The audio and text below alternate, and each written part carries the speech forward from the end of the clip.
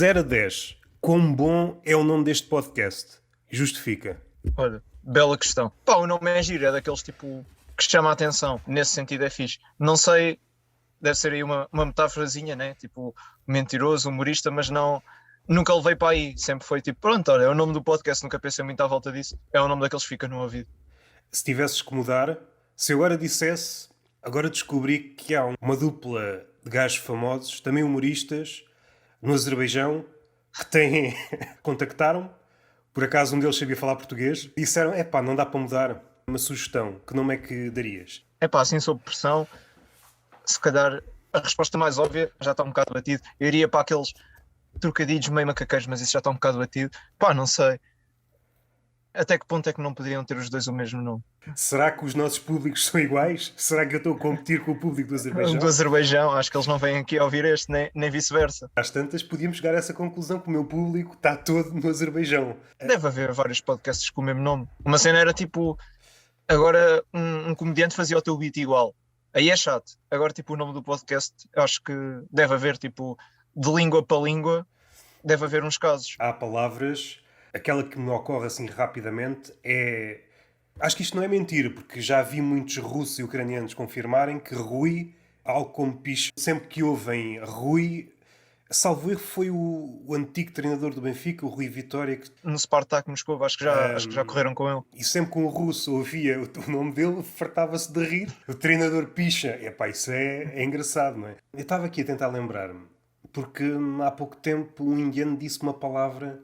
Eu só me lembro de uma palavra que não tem assim nenhuma ligação à nossa língua. Quem quiser aprender como se diz cona em indiano é kusa. A razão pela qual eu escolhi este nome prende-se por dois motivos. Há um livro com este nome, que é Ok. uma coleção de contos humorístico-filosóficos que reúne várias... Não é bem anedotas, é mais para o lado oriental, indiano também, mas é sobretudo humorístico. A tertúlia é um termo que já ninguém usa, já é um termo velho, que podíamos dizer mais sério, mas depois tem um lado mentiroso que causa ali um balanço engraçado. E como tu, eu também não gosto de títulos com trocadilhos. Podem ser muito fixe ao início, mas acho que se desgastam muito. Chega a um ponto em que, epá, já nem me posso ouvir o nome disto. Eu não sei se consideras trocadilhos, mas na rádio usam muito expressões que estão na moda. Vamos utilizar esta expressão que está na moda. Por exemplo, aquele programa do Carlos Coutinho Vilhena que era Quem Nunca. Quem nunca, sim. Na minha perspectiva, chega a um ponto que eu já nem posso ouvir esse nome. É tão usado, já me causa comichão. Tento fugir a essas coisas. Não sei se tu acompanhavas o Bom Vivan, que era a série dele no Sim, YouTube. sim. E ele dizia sempre, começava com o título, imagina, ginásios, quem nunca? Como ele usava na série, acho que foi a cena mais fácil para eles puxarem para o podcast. Acho que foi um bocado por aí. Não será o inventor, mas um dos promotores dessa expressão em Portugal. Expressão, yeah. Então vamos continuar a espécie de questionário. Será que o Irã Costa, não sei se conheces, mas o autor do bicho, não da Covid, mas daquela peste em forma de música, usa o TikTok para recrutar novas bailarinas? Aí, eu estou bem perdido, pá. Perdeste-me aqui. Eu não estou a apanhar as referências. Sei o que é o TikTok, sou consumidor. O Mas Irã Costa, és novo, mas de certeza que já estavas a andar na rua ou acendeste a televisão e ouviste esta música. É o bicho, é o bicho. Ah, ok. Conhece Ok, esta já música, estou a esta par, já estou a referência. par. Ele tem muito mais músicas, mas esta música deve ter Sim, quê? é aquela que ficou. Deve ter para aí uns 20 anos, pelo menos. Tipo, hoje em dia ainda é daquelas. Ainda lhe pedem para Prevalece. cantar essa música, não é? Ele já fez muitos álbuns depois disso. Achas que ele usa o TikTok para recrutar novas bailarinas? Que ele é daquele tipo de cantores que está a dizer as suas e atrás tem 3 ou 4 bailarinas. Achas que ele vai Tipo ao TikTok? Domingão. Sim. Achas que ele vai ao TikTok recrutar trabalhadoras? Olha, era um conceito giro. E recrutar bailarinas de Domingão ao TikTok. Eu não sei onde é que a malta vai. Tipo, a casting. É um bom sítio, é um bom sítio. A malta lá está a dançar, né? No fundo. Olha, acho que estamos a abrir aqui um mercado sem percebermos. De certeza que há olheiros para bailarinas. Vai tudo para o TikTok. TikTok, yeah. O pior é se aquelas bailarinas são muito boas, só sabem dançar aquela música. Dançavam muito bem uma música, na segunda música ficavam quietas. É uma ideia para explorar. Espero que conheças esta referência, acho que é mais atual. 3 palavras para descrever a Ana Malhoa que não ponha em risco a tua relação. Imagina, Ana Malhoa é tipo meio nome clássico. Estou a par de uma música ou outra. Mas não estou. Como é que eu hei de descrever? Bela questão. É ousada, diria. Diria boa Ok. palavra. Faltam duas. Diria popular. Não no sentido, tipo... Não só no sentido de ser famosa, mas é ali um popular português. Não é o Pimba, mas é ali um popular específico, sabes? É uma espécie de pop português, não é? Ela está a tentar ser uma espécie de, sei lá, Lady Gaga, não sei se é a comparação, mas à nossa escala, dentro das possibilidades, os novos trabalhos dela. Aquelas cantoras dos últimos anos que tentam misturar vários estilos, talvez o exemplo mais claro seja a Anitta. De repente fala em português, depois fala em inglês, depois fala em espanhol. Ok. Não é aquele manhoso de Maria Leal. Esse aí é Sim, o. eu percebo para onde é que estás a ir. Vamos a outra. Quão presente está o boné na comédia portuguesa? Qual deveria ser o teto máximo permitido por lei? 5 humoristas é um bom número? Ou o boné devia ser banido dos palcos? Já me Diz. cruzei com uns quantos, com boné. A ideia que eu tenho é que há uns anos não havia ninguém a usar boné, ou se havia, havia uma pessoa que ia ao palco com boné. E agora, durante a pandemia, epá, há muita gente a subir aos palcos de boné. Não achas que já excedemos o plafond? Ao início, se calhar até podia ser tipo a cena marcante. Aquele é o do boné, estás a ver? Ainda há espaço mais, 2 ou 3 com boné. Mais 2 ou 3 Já. com boné? Yeah. Acima disso, o que é que tu propões? Tem que vir um adereço novo. Se o teto Ou então é máximo, não usar adereço. que número é que tu propões? 20 pessoas a usar boné? 10? 20 é muito. Acho que 10? para aí uns 6. 6? E se aparecer o sétimo, o que é que fazemos com esse sétimo? O sétimo já é mal visto, está a copiar os Ou outros. seja, vai ser banido dos círculos de conversa. Faz-se uma noite, tipo roda, bota fora, mas só dos gajos que têm o boné. Ficar em último base. Tem que tirar. Ok? Sempre que aparecer mais um gajo do boné, faz-se este jogo e decide-se, não é? Para ver quem é que são, pode usar. Yeah. quem é que são os melhores gajos do boné? Acho que é uma boa ideia para que isso não se torne uma peste. Sim, sim, sim. Qual é o clichê mais usado em 2022 na comédia em Portugal? Aquele que te faça revirar os olhos. Enquanto público, ou enquanto gajo, enquanto comediante que está a ver outro comediante, assim que o comediante toca naquele tema, tu reviras os olhos, epá, já estou farto. Qual é o tema? Epá, imagina, não há nenhum que me faça assim revirar os olhos. Só que há aqueles temas que tu já ouviste muitas vezes. Se alguém vai tocar no tema outra vez, tu ficas. Então vais ter que me surpreender mesmo. Faço aqui uma adenda. Eu não estou a referir àqueles temas que são batidos desde o início, sei lá, Sim. relações. Há sempre formas de dar a volta, mas são temas que são muito usados independentemente do ano. Há algum tema que tenha ganhado relevo durante 2022, esteja a chegar a um ponto em que está de tal maneira saturado que já não vale a pena tocar nele?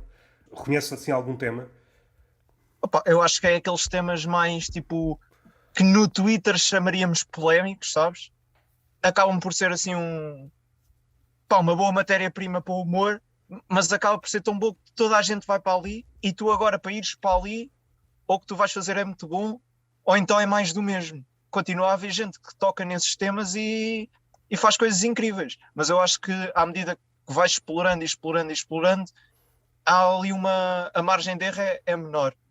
É um bocado humor de atualidade, só que pronto, nesses temas assim mais acesos, diria eu.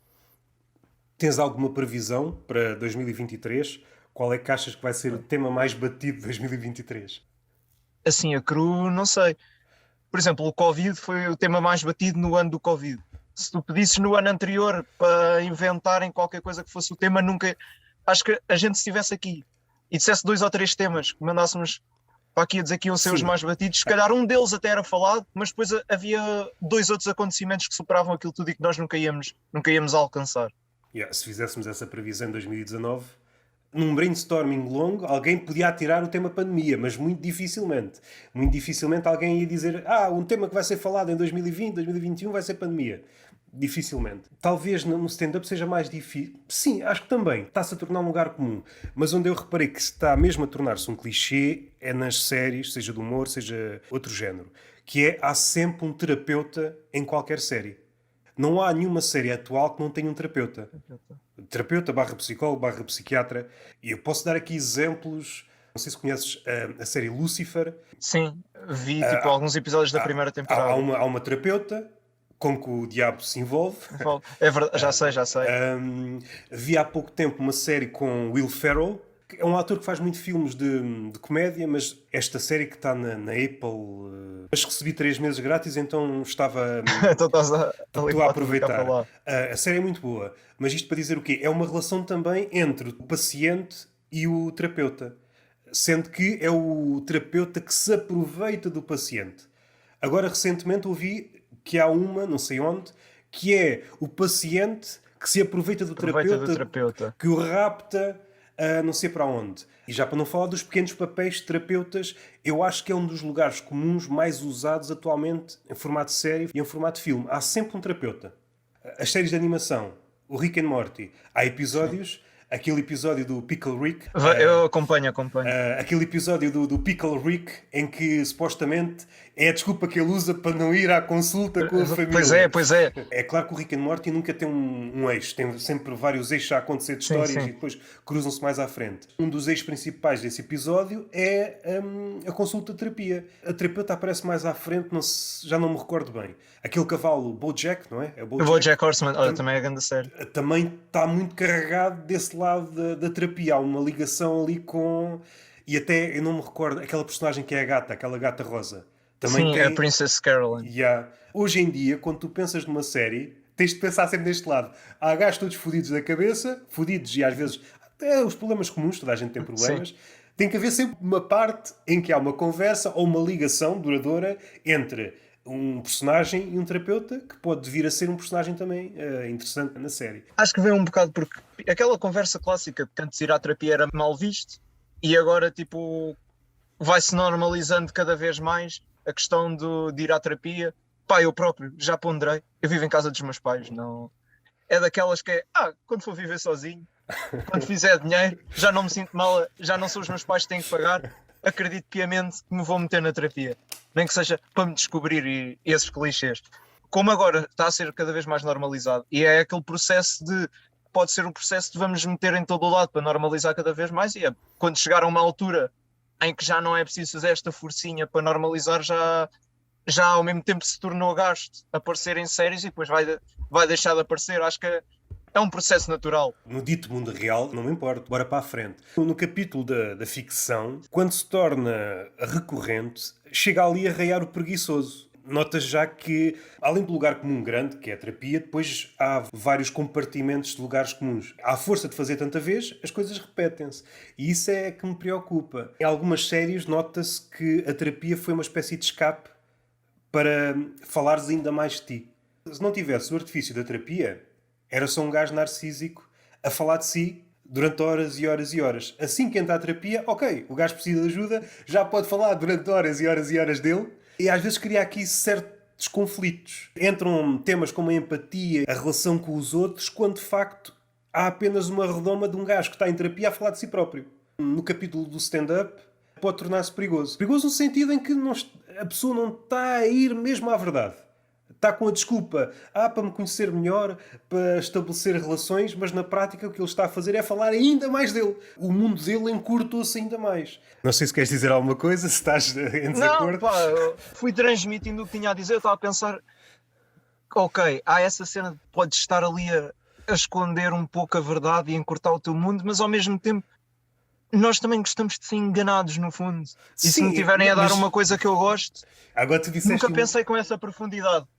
Mas tu disseste uma cena boa acertada, essa coisa do gostamos de ser enganados, apesar daquilo que nós ouvimos muito hoje, até podcasts de humor, de a verdade, nós queremos é a verdade. Mas no fundo sabemos quem vai a palco ou quem faz coisas de humor não está a ser bem verdadeiro. Porque a partir do momento que tu estás no palco já não és tu. És uma figura aumentada, tu não és aquele. Sim, é sempre uma persona tua que está em palco.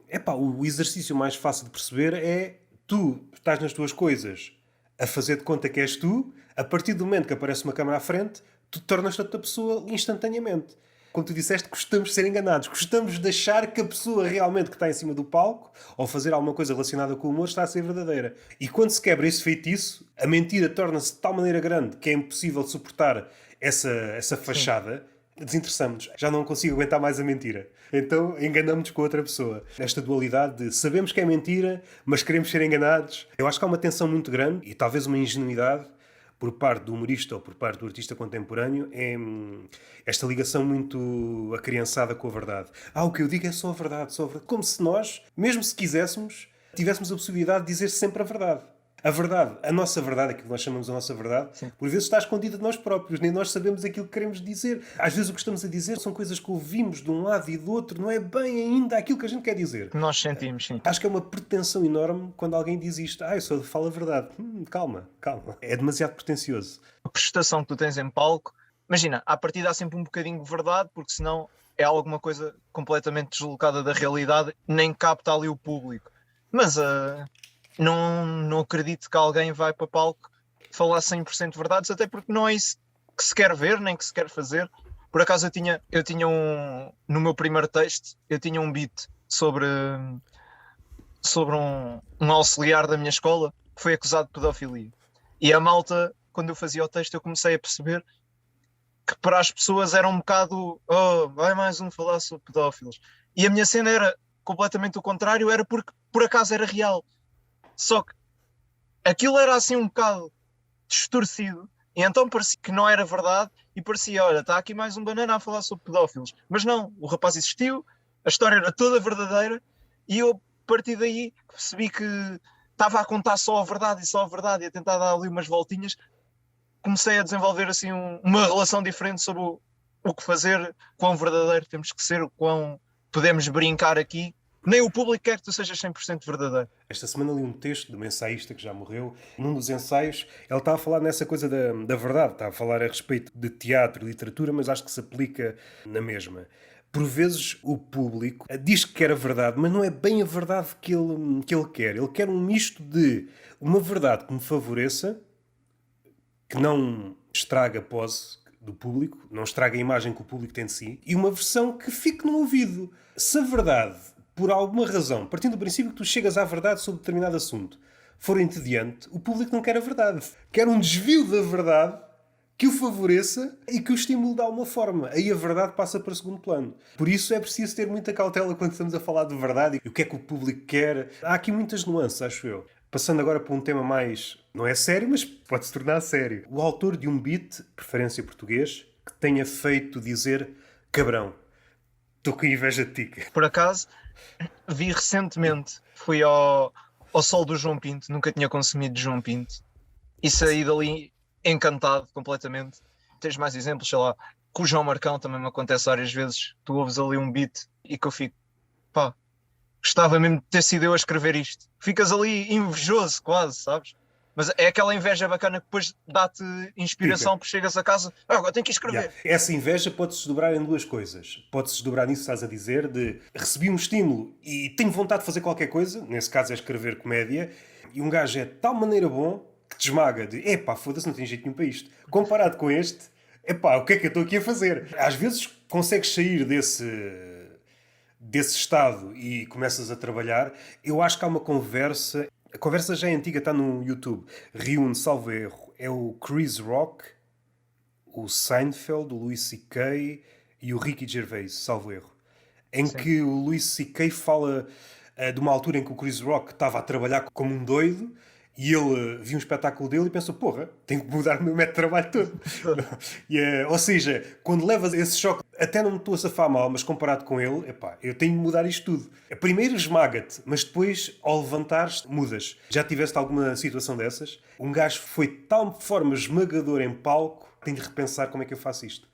Assim de repente não te consigo dar um exemplo, mas tenho a certeza que já deve ter acontecido, porque pelo menos a outra versão do vês e ficas, tenho que escrever, se ele faz isto também consigo fazer melhor, e isso acontece muitas vezes. Portanto eu acredito e tenho a certeza que já deve ter acontecido a outra do tu vês e ficas, nunca vou chegar aqui, como é que esta pessoa fez isto, e passado um bocado dá-te aquele clique e tu inspiras-te e vais trabalhar. É o normal, quanto mais comédia consumires, mais momentos desses vais ter de como é que ele fez isto, também quer chegar aqui, e isso inspira. Pelo menos a mim inspira muito ver pessoas que fazem alguma coisa, até pode ser ali um tópico, eu já tinha pensado, até posso ter um beat sobre isso, mas eles vão buscar um ângulo diferente Pá, e desperta qualquer coisa em ti. É das coisas que mais me inspira a escrever. Isto dá para fazer assim. E ficas com essa forma para as duas coisas. Não estás a plagiar, mas é mais uma ferramenta que tens. Podes usar essa forma crua ou misturar com outra que tu tenhas. Só isso já é muito difícil. Quando um comediante dá isso ao público, neste caso a outro comediante, há outra forma de abordar o mesmo assunto e não encares isto como uma provocação. É um tema que vamos tocar algumas vezes. Estamos a viver a idade de ouro do bigode no humor em Portugal? Olha, por acaso tenho bigode, ainda não fazia stand-up. E na altura era assim uma cena que me distinguia. Eu lembrava-me que, Não havia bigode. pois não havia assim muita gente. E do nada começou, assim, figuras mais, por exemplo, mesmo no humor, o Teixeira da Mota agora tem bigode, o Carlos Vilhena também tem bigode. Tem um bigode A partir- intermitente, às vezes aparece, outra vez aparece. Outras- Sim, ele vai transitando, às vezes deixa crescer a vara à volta, depois Yeah. apetece tirar o resto. Houve aí um momento em que, pá, só me lembro desses dois, assim, nomes maiores. O Eduardo começaram- Marques, não sei se conheces, do Porto. Conheço de nome, nunca consumi nada dele. De vez em Portanto, quando tem não te bigode. consigo. Eu acho que a partir do momento em que dois nomes desses começam a ter, é algo que tu já sabes que vão Então tu- aparecer uns 10 ou 11 que também vão ter, nem que seja por inspiração inconsciente. Neste caso, tu não foste inspirado nem pelo Pedro Teixeira da Mota, nem pelo Carlos Coutinho. Eu já Eles, tinha antes. na altura dos Boomerang, não tinham bigode, pois não? Não. Tinha aquele bigode, depois tem a perinha em baixo. E eu passei a ter bigode, até foi por um motivo estúpido. Era a perinha em baixo, fazia-me confusão onde é que eu a devia alinhar. Em termos a partir de onde é que eu cortava. Pá, vou usar bigode, quer lá saber. Comecei a usar bigode e na altura era uma cena que me distinguia e várias vezes até me estavam a falar comigo e referiam qualquer coisa em relação ao bigode e eu, olha, é assim uma cena diferente que eu tenho, acho que vou manter só o bigode. E a partir daí foi ficando. Gosto também, né? Mas senão não tinha, mas... Mas talvez até mais, não querendo repetir o raciocínio de há pouco dos bonés, eu acho que o bigode ainda é pior que o boné. Pior no sentido em que há muita gente... Já há muita gente com o bigode. Eu acho que o bigode arrisca-se a ser as novas tatuagens. Seja homens, seja mulheres, tudo com bigode. E há de chegar a um ponto. E isto, qual é a conclusão deste raciocínio? Achas que o bigode te ajuda no humor? Achas que és mais engraçado com bigode ou sem? Acho que não tem influência. Por acaso, isso é boa questão, porque eu há pouco tempo cortei o cabelo e fiz um penteado diferente. E eu estava com medo, tipo, pá, será que isto corta a persona? Será que a malta... Pá, pode mudar a percepção das pessoas em relação à pessoa que está em palco. É aquela questão de a malta que diz que tens que ir o mais simples possível para não ires fluorescente, para não captar a atenção por aí fora. A partir do momento em que fazes um penteado mais ousado, ou que tens o bigode, ou o que seja, pode haver sempre uma diferença na percepção do público. E eu, por acaso, agora quando cortei o cabelo recentemente, estava com medo disso. Estava com medo de, pá, será que abusei aqui um bocado no penteado? O foco, em vez de ser o meu texto, em vez de ser eu, é este que cortou o cabelo desta forma. Por acaso estava com medo, pá, tem-me corrido bem, tem-me corrido igualmente bem antes de cortar o cabelo. Acredito que há casos em que o bigode até possa fazer a diferença, mas pelo menos... Nunca atuaste sem bigode? Não, eu sei, desde que faço stand-up, eu já antes tinha, pá, aí 1 ano ou 2 anos já tinha bigode. Portanto, Então- não foi uma cena que eu criei para o stand-up. Então se algum dia apetece tirar o bigode, vais a palco e não obtens risos... A isto culpa é do bigode. A culpa é do bigode.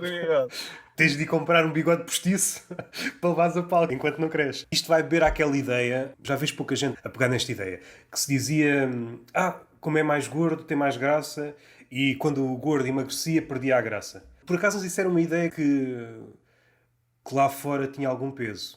Passa a brincadeira linguística, mas foi com o Fernando Mendes, foi com o Nicolau Breiner, foi até com o Herman. Foi magro, depois foi gordo. Agora não sei em que estado está, se está gordo, se está... Mas quando começou ele era bem magrinho. Ainda não fizeste stand-up sem bigode.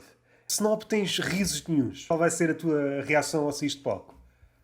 Das duas, uma. Ou o clássico do voltar mais rápido, que é para correr bem, ou o clássico do voltar só passado 1 mês e meio quando tiver o bigode outra vez. Só optares pela primeira. Na noite seguinte sobes para cima de palco outra vez e não obtens reação nenhuma. Qual é a tua conclusão? E estás a fazer o mesmo texto, a mesma entrega, tudo igual àquilo que fizeste e resultava. É o bigode. Ao fim de atuar umas 4 ou 5 vezes, se realmente notasse a diferença, se calhar até... Mas isso era mau sinal, pá. Se só tivesse risos por causa do bigode não é bom. Porque a partir... Pá, há várias vertentes que importam, não sei o quê, mas pá, do que eu dou mais valor mesmo é o texto e como está escrito, trabalho muito essa parte. Se percebesse que a malta não se ri do texto, ri-se é do bigode. Visto de fora até há uma graça. Uma pessoa importada com o texto, pelas vírgulas, pelas pausas, nas palavras, e de repente tudo o que conta era o bigode. O bigode, Não contava é. mais nada. E não achas que é um bocado batota, por exemplo, alguém com um bigode e com umas patilhas assim um bocado brincalhonas? Não precisa de fazer quase nada acima de palco. O bigode favorece. Eu acho que aí, se percebermos que é. Imagina, eu tenho o bigode, já tinha antes, ou seja, não há uma cena que vem para o stand-up. Se nós percebermos que é alguém que tem um estilo que foi feito de propósito para aquilo ser mais macaqueiro quando estás em palco, eu acho que aí o público também já não vai bem com ele.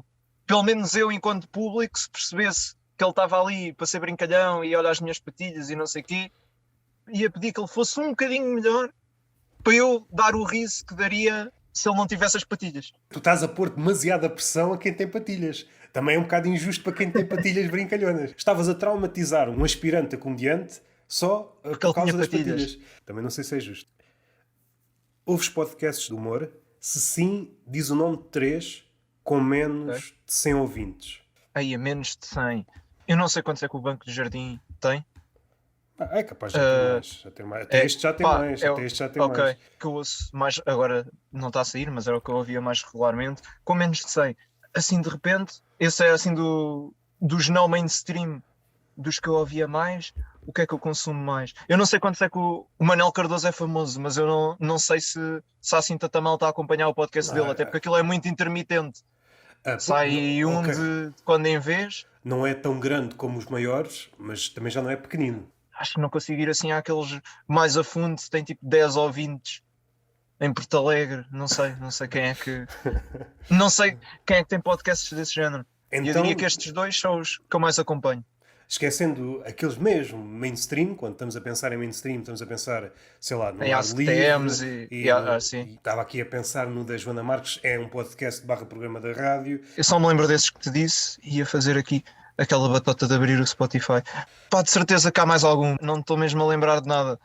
Eu diria que esses dois, o Banco de Jardim e os dois do Manuel Cardoso, que ele teve um, mas esse se calhar já era mais ouvido. O que ele tinha com a Antena 3, Esse nunca cheguei a ouvir. O outro, amigo íntimo, salvo erro, não é? amigo íntimo, sim, Esse aí que é o que ele ouvi-os faz também. quando vai viajar. Yeah, ele teve a viver em Londres, fazia, agora teve em Nova Iorque, fez tipo 3 episódios só. Esses acompanho.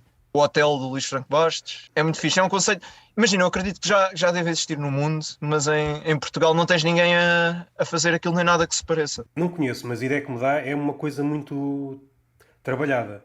Se fores alguém desconhecido, o trabalho que vais pôr naquilo para depois não chegar a ninguém desmotiva grande parte das pessoas. Quero ouvir. E assim, desses mainstream, há algum que sigas religiosamente? Vejo-me à rasca para dizer assim um que siga religiosamente. Religiosamente.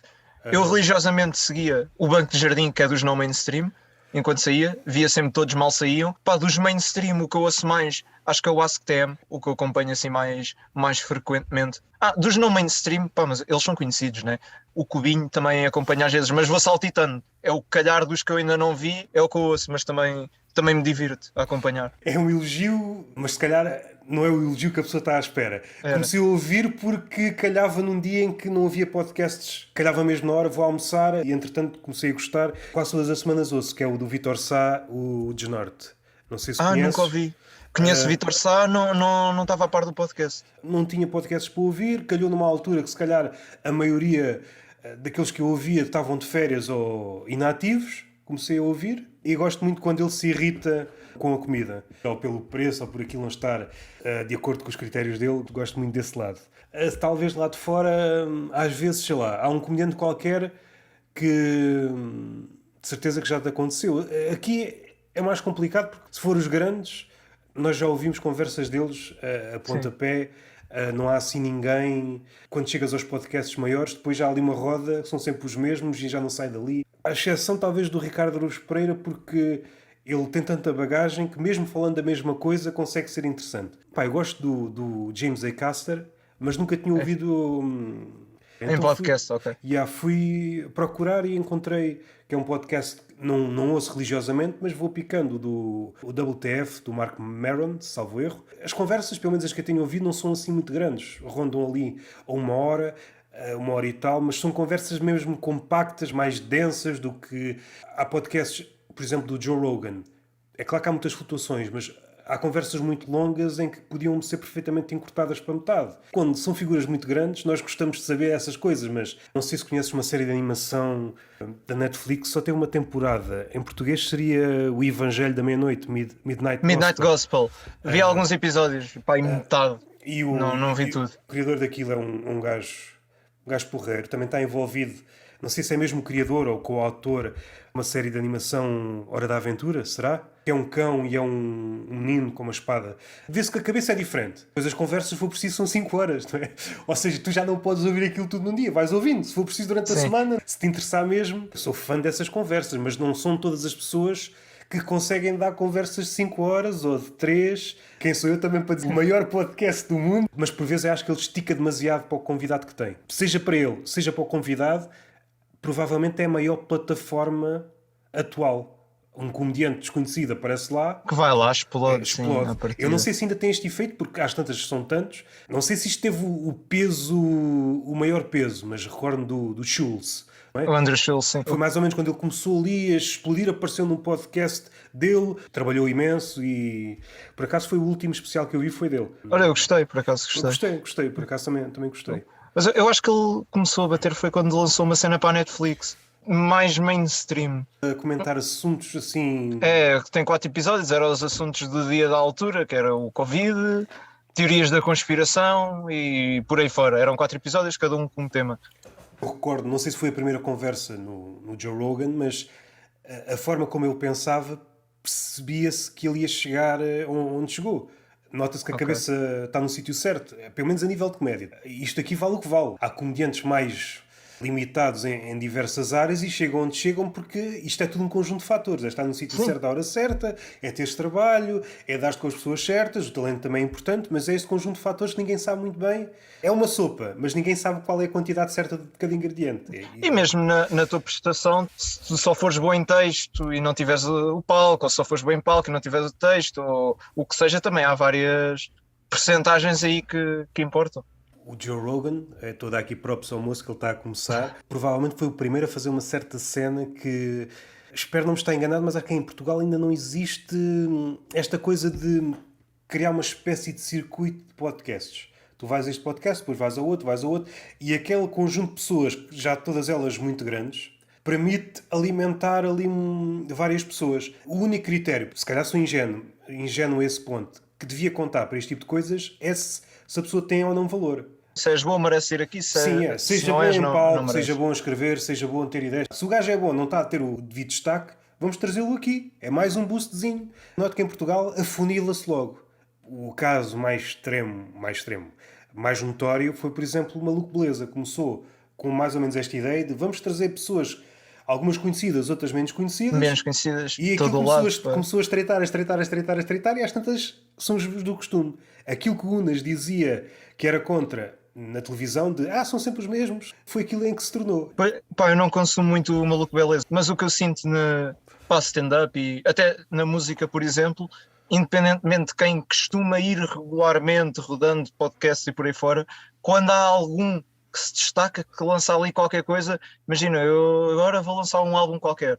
Ele também tem espaço, normalmente costuma ter espaço e percebes que há ali 2 ou 3 ou 4 programas de rádio, mais o podcast daquele, eles conseguem, tu fores bom, eu sinto que tens lugar. Eu compreendo a certa parte, mas eu acho que tem que ver com o trabalho que está para trás, que pode ser dele, não é? O trabalho efetivamente como artista, mas o trabalho de alguém que está por trás, relações públicas e por aí, é isso? Sim, por acaso não estava a equacionar, mas assim que tu disseste pensei nisto, é que quando existe essa voltinha dos programas, prova oral, por exemplo, curto-circuito, independentemente do peso destas coisas, que é muito menor em relação àquilo que era, quando uma pessoa dessas vai a um programa desses, ao contrário, por exemplo, de um Joe Rogan ou de um podcast mais mainstream na América, a conversa fica muito centrada no produto que a pessoa está a apresentar.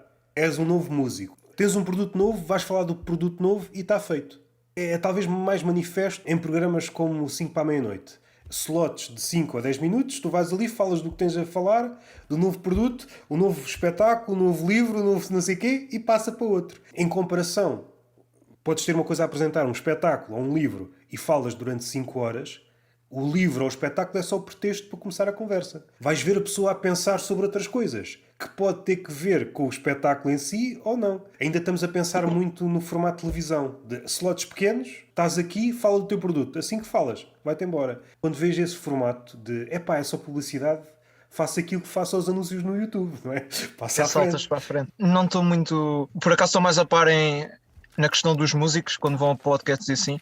Pelo menos o que tenho acompanhado, até se expandem, não falam só do que vai sair. Também depende do sítio onde vais. E também tem que ver com a pessoa em questão, o artista. Se calhar é muito expansivo na sua arte, mas depois em conversa não lhe apetece falar. Também pode ser. Vamos imaginar que tens o poder e o orçamento para juntar 3 comediantes portugueses para um projeto à tua escolha. Quem é que escolherias e porquê? E depois podias dar a ideia sucinta do projeto, que pode ser de humor ou outro. Vou reformular porque isto é muito grande. Tens orçamento para juntar 3 humoristas portugueses para um projeto à tua escolha, que pode ser de humor ou outra ideia qualquer que tenhas na cabeça. Quem é que escolherias? Porquê? Qual seria o projeto? Ok. Vou só não dizer Bruno Nogueira e Ricardo Araújo Pereira porque são os óbvios, não é? Para não estarmos a chover no molhado. Por acaso devia ter posto isso aí, excluindo esses, que é para treinar. Porque senão só tínhamos espaço para mais um. Opa, eu acho, por exemplo, se formos dividindo assim, tipo, criatividade, escrita e depois mais qualquer coisa que me há de surgir, assim, os primeiros nomes também são nomes assim mais mainstream, né? Que é também o que toda a gente acaba por estar mais a par do que eu dizer malta menos conhecida, mas por exemplo, eu acho que quem tem muito cuidado com a escrita para guionismo merecia sempre estar como primeira opção em todo lado, eu diria o Daniel Carapeto. Eu acho que em termos de criatividade e do que lhe surge à cabeça e os projetos que ele inventa, diria o Vedena. E agora está-me aqui a faltar um critério para um terceiro. Pá, eu estou com vontade de dizer a Luana do Bem, só porque diria que faltam mulheres? Também, não, e mesmo porque se eu fizesse um top 3 comediantes, não estou a dizer que estas 3 pessoas que estão aqui são top 3, mas que se eu fizesse um top 3 dos comediantes que eu mais me divirto e que mais me inspiram a ver, diria que atualmente em Portugal a Luana estaria lá. Oferece coisas que pouca gente oferece no humor em Portugal. Acho que era uma pessoa que podia fazer diferença. Tinhas alguma ideia para juntar esses 3? Opa, eu acho que seria um projeto ou de YouTube ou de televisão, mas se calhar mais de YouTube porque tens mais liberdade, né? Tens orçamento, um orçamento a Hollywood, mas só podes usar no projeto, não podes ir fugir com o dinheiro, tens que torrar o dinheiro todo no projeto. Pá, tendo orçamento eu até se eu preciso iria para um filme. Pá, eu não sou muito adepto de filmes de comédia, nunca foi uma cena que me inspirou muito. Não sei para onde é que eles levariam, mas eu acredito que um filme nas mãos do Carlos, dos outros 2, que seria uma boa obra. Ou uma série, ou tendo o orçamento astronómico, que se calhar dava para os lançar para um filme, com essa liberdade. Adiantas assim uma ideia para um filme? Seria de humor, não é? Seria de humor, mas não é aquele humor demasiado macaqueiro, demasiado explícito. É isso que me perde às vezes. Não te consigo adiantar uma ideia. Assim de repente. Pode ser demasiado boa e depois fica aqui... E depois roubam, não fiz a patente. Está um gajo a ouvir isto com um orçamento infinito, só à espera de uma ideia. Tem dinheiro infinito, mas não tem dinheiro para gastar na ideia. Isso era engraçado. Quem foi o maior flop da comédia portuguesa nos últimos anos? Não precisas responder. Nem é questão de não quiseres. Eu não estou assim bem a par. Eu acompanho muito o stand-up em Portugal, mas o acompanhar muito é aqueles mais mainstream, vou aos espetáculos todos e o resto é a malta que eu conheço porque vou atuando e porque mesmo se não for atuando só uma noite de alguém que eu conheço que ele organizou, posso ir lá ver. Portanto, para ver um flop ele tinha que ser famoso à partida e depois cair, ou anunciar-se como vai ser isto e aquilo e depois cair. E assim de repente não me consigo lembrar de nada, mas de certeza que há um. Certeza. Por acaso nem estava a pensar ou 2 nesse... ou 3 ou mais, acredito, nem mas estava não... a pensar nesse tipo de flop, estava a pensar mais naquele, se calhar a palavra não é certa, naquele em que muita gente deposita esperanças. Um Fábio Paim do stand-up. Sim, é por aí. Este vai ser o próximo Ricardo Araújo Pereira. Passamos a outra pergunta. O que é que pensas das pessoas que tentam fazer trocadilhos com o teu nome? Tipo Afonso Afortunado. Lidas bem com pessoas que fazem trocadilhos? Eu sou um bom adepto do trocadilho. Depende do trocadilho. Eu acho que aqueles trocadilhos do tipo montar e montar. não me conquista. É aquele trocadilho fácil. Mas acho que eu tenho alguns trocadilhos no meu texto, pelos quais tenho muito carinho. acho que, acho que tu podes fazer um bom trocadilho. Mas eu não quero dar exemplos porque depois estou a dar spoiler de textos ou do meu ou de outros humoristas. Não achas que devia existir uma espécie de cota semanal de trocadilhos? O teu texto não pode ser só trocadilho. É claro que o mais importante é, por exemplo, em palco ou em qualquer formato que expões a tua comédia. Mas há comediantes que, mesmo na vida à paisana, estão sempre a fazer trocadilhos. Eu acho que aquele devia haver trocadilho macaqueiro de conversa de café. Yeah. Não achas que devia haver um teto máximo, uma cota? Por semana, tu podes dizer, por exemplo, a 50 trocadilhos. Quando excede, acende uma luz qualquer, imaginar que estas pessoas deviam ter uma espécie de pulseira eletrónica e assim que chegasse. É dos 50. Começava a apitar e se dissesse o próximo, então vinha a polícia e Levava-te, levava. Desculpa lá, mas não podes, estás a usar trocadilhos a mais. Não és o Fernando Mendes, desculpa lá. Essa seria a exceção, só o Fernando Mendes é que pode... É o único gajo que pode usar trocadilhos. Mais que 50. Qual é o estado do trocadilho atualmente em Portugal? Já houve alturas em que ninguém usava, depois voltou a ser usado. Acho que está no meio termo. Acho que vejo algumas pessoas que antes não usavam. Não sei se foi uma espécie de fuga, seja um medo fundado ou infundado, em relação a outras formas de fazer humor. Parece-me que o trocadilho é sempre a forma mais inofensiva de fazer humor. É difícil alguém se chatear. Chatear no sentido de se indignar. Ei pá, esse trocadilho indignou-me. Teria que me esforçar muito para me lembrar de uma situação assim. Se fores àqueles trocadilhos brejeiros que toquem temas mais... Não sei se é suficiente para causar aquelas típicas indignações Twitter. Sim. Não me recordo nenhuma que tenha surgido à volta de um trocadilho. Piadas do humor negro, sim. Piadas sobre temas da atualidade. Piadas sobre tudo mais alguma coisa. Mas trocadilho. Ou é um tema batido, ou o trocadilho já foi feito, ou é uma piada boçal, mas indignação, acho que nunca. Também seria o grau zero alguém indignar-se com um trocadilho. Estás mesmo frágil, pá. Estás mesmo... Se é uma boa teoria, se o humor deu uma guinada rumo ao trocadilho para se defender. Não tenho acompanhado assim muita malta que vá... Eu faço uns quantos, divirto-me. Eu não faço tanto aquele trocadilho clássico. É meio tipo... É um jogo de palavras que, se tu quiseres expandir o conceito de trocadilho, podes enfiar lá. Por acaso tinha um trocadilho, daqueles mesmo trocadilho, deixa de fazer, não batia. Eu gostava muito, mas depois aquele não batia. Era daqueles que era mais para mim do que para os outros. Não acompanho assim, não estou assim a par de tantos trocadilhos no stand-up. Nas redes sociais existem, de vez em quando, os humoristas fazem alguns. Já falei aqui com um humorista que diz que é, como é que ele disse? É um, espero estar a citar bem as palavras dele, trocadilhista Tomás Matos, que é um comediante do Norte, e ele gosta muito de trocadilhos. Era preciso ser uma espécie de historiador do humor em Portugal, mas acho que foi mais ou menos ali na altura do auge do Rui Sinel, em que o trocadilho quase que desapareceu. Quando o humor negro era a principal forma de fazer humor, ou pelo menos muita gente via como modelo a seguir, desapareceu. E depois não sei se as coisas estão ligadas. Como começou a haver uma resistência ao humor negro, comecei a ver muitos humoristas a fazer trocadilhos. Ou coisas aparentemente mais inofensivas. Um estudioso do trocadilho. Para perceber quais são as flutuações do trocadilho ao longo das eras. Daquelas perguntas quase da mesma área, daquele trocadilho que há pouco estavas a dizer, monta, desmonta. Qual é a pior rede social para conhecer mulheres?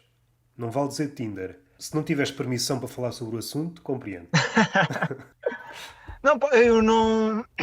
A pior rede social. Não faço... Pá, eu nunca necessitei de... Eu sou novo, tenho 21 anos, portanto também nunca tive naquela fase em que, estou a ficar velho, como é que eu não quero morrer sozinho? Por onde é que eu me vou meter? Acho que não sou mesmo a pessoa, ainda por cima tendo namorada agora menos, portanto acho que não sou a pessoa mais indicada para te responder a essa questão. Mas imagina, vamos pôr aqui uma suposição assim mesmo extrema. A tua namorada dizia, apetece-me dar um tempo durante 3 meses. Se quiseres procurar alguém durante estes 3 meses, estás à vontade. Qual seria a rede social no sentido de engatar? Não sei, eu sinto que o que a malta mais usa é o Instagram. Porque vês a pessoa, mas não é tão explícito como no Tinder o que é que tu estás lá a fazer, se essa é de facto a tua intenção. é o mais usado. Gráficos a mostrar a eficácia do engate em No cada uma das Instagram, redes, em cada rede social. E, epá, se não há, opá, façam isso. Supondo que és ouvinte deste podcast, qual foi para ti a conversa que pecou por ser escassa? Olha, bela pergunta. Porque o por escassa. Eu agora à cabeça só me veio os mais recentes que ouvi. Olha, o da Joana Caldeira foi escasso. Pá. Acho que havia pano para mangas. A Joana Caldeira é uma pessoa fixe, acho que dava para. Ela tinha que ir dar a comer aos filhos. Ela disse que tinha que ir jantar. Acho que assim de repente é a primeira que eu me lembro que foi escasso. Também só me está a virar a memória as últimas que eu ouvi. Eu não me lembro se foi do Marcão, se foi do Mário Falcão. Foi de um deles, os dois, que também me soube a pouco. Pá. Agora não te consigo. Agora íamos ver, um deles tinha 3 horas e o outro tem tipo 50 minutos. Há de ser de 50 minutos. Eu não lembro. Eu lembro que naqueles dois havia um que me soube a pouco. Gostava de ouvir mais. Tiveram a mesma duração. Em relação ao Marcão, eu acho que a nossa química apareceu para ali no último terço da conversa. Se eu pudesse, dizia ao Marcão: Marcão, esquecemos estes 40 E começamos minutos, a gravar agora. começamos Yeah. aqui. Pois para a outra pessoa é sempre chato. Este exercício de falar com uma pessoa, nunca tendo falado com a pessoa, é sempre um exercício muito que me vem logo à memória. Eu com a Catarina Matos acho que nunca tinha falado, e assim que começámos a falar, pronto, foi logo uma química muito fixe e a conversa, pronto, desenrolou-se durante 2 horas e tal. Qual é o humorista mais subestimado em Portugal? O mais subestimado. Subestimado, eu não diria, porque tu para subestimares tu tens que saber quem é e achares que ele é fraco, certo? Não, subestimado. Ou no sentido em que é bom e Sim, a malta já o devia mais para aí. É isso mesmo, é isso mesmo. Pá, eu diria aquele clichê do João Pinto. Pelo menos eu quando não fazia stand-up eu não estava à parte de quem era. Só depois quando comecei a fazer comecei a ouvir falar no nome e depois de ter ido ao Sol foi das melhores coisas que eu já vi na minha vida, aquele Sol. E diria mais quem? Diria se calhar nomes que mesmo que não são assim, se calhar o João Pinto, malta que esteja muito a parte de stand-up está a par, mas nomes assim, sei lá, tipo o Marcão, o Pinheiro, que são nomes que estão no momento de dar aquele salto e que tu vês que têm mais do que qualidade para dar o salto, mas não é aquele salto dentro do stand-up, é o salto já para o público. Tu dentro do stand-up toda a gente tem noção que aquilo é do melhor que há cá, mas o público não sabe quem é. O Pedro Alves também sinto que é um pouco isto. O Pedro Alves é incrível, mas eu sinto que não. O público não está a par quem é. Acontece-me os exemplos que eu tive mais de repente, mas às vezes estou. Eu lembro, por exemplo, quando o Pinheiro ele lançou um vídeo, saiu no 5 ele foi ao 5 para a meia-noite e saiu o vídeo para o YouTube, e que eu falava aos meus amigos: vão ouvir, aquilo é bacana, não sei o quê, que tens que estar a forçar as pessoas a ir ver, e que se fosse uma pessoa com outro nome, tu mal falasses, eles iam: o quê? Foi ao 5 para a meia-noite, então vou ver. Mas que a qualidade está ali, está acima. Eu diria que estes 4 casos assim de repente foi o que me vieram à cabeça.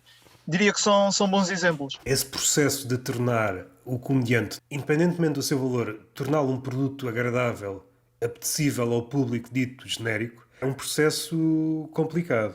Parece que acontece quase por magia, às vezes até rápido demais, e outras vezes não percebes porque é que não acontece. Esse salto de és muito bom e agora para a frente das massas, não é? E depois as massas vão fazer o seu trabalho, ou gostam ou não gostam.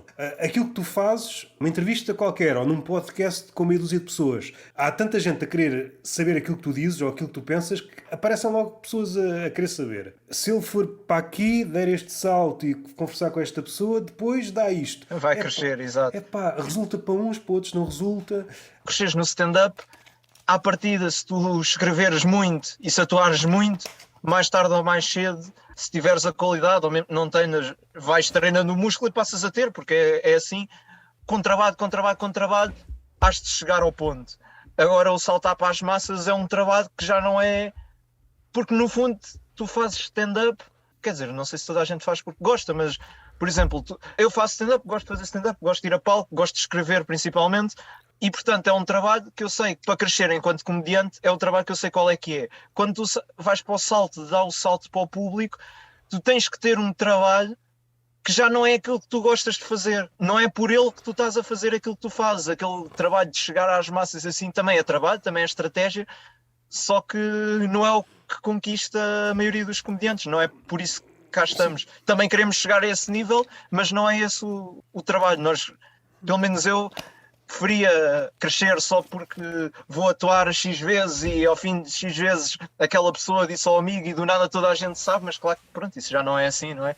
Do que ter que ir ao podcast X e criar o projeto Y para chegar a esse patamar. Também há uma estratégia num trabalho, só que é diferente e é mais difícil. O humorista chega a essa situação de ter de decidir. Eu agora estou numa posição em que posso estar diante das massas, saber o preço que tem a pagar. Tem mais olhares, mas muitos desses olhares, com mais público, também chega mais merda. Nesse aspecto, a malta mais nova, o Carlos Coutinho e o Pedro Teixeira da Mota, sabem, como ninguém, até onde é que podem ir. A fama que eles têm é a fama que eles querem, porque sabem, se derem um salto para, por exemplo, uma televisão, vão estar em contacto com outro mundo e se calhar não é, pode perturbar mais do que ajuda. Acho que é notório naquilo que dizem que está tudo calculado nesse aspecto. Até acho que foi há pouco tempo o Pedro Teixeira da Mota, num podcast, estava a falar, não em questão de projetos propriamente, mas acho que era em contratos de publicidade. Estava contente por ele próprio não ter aceitado certas propostas porque,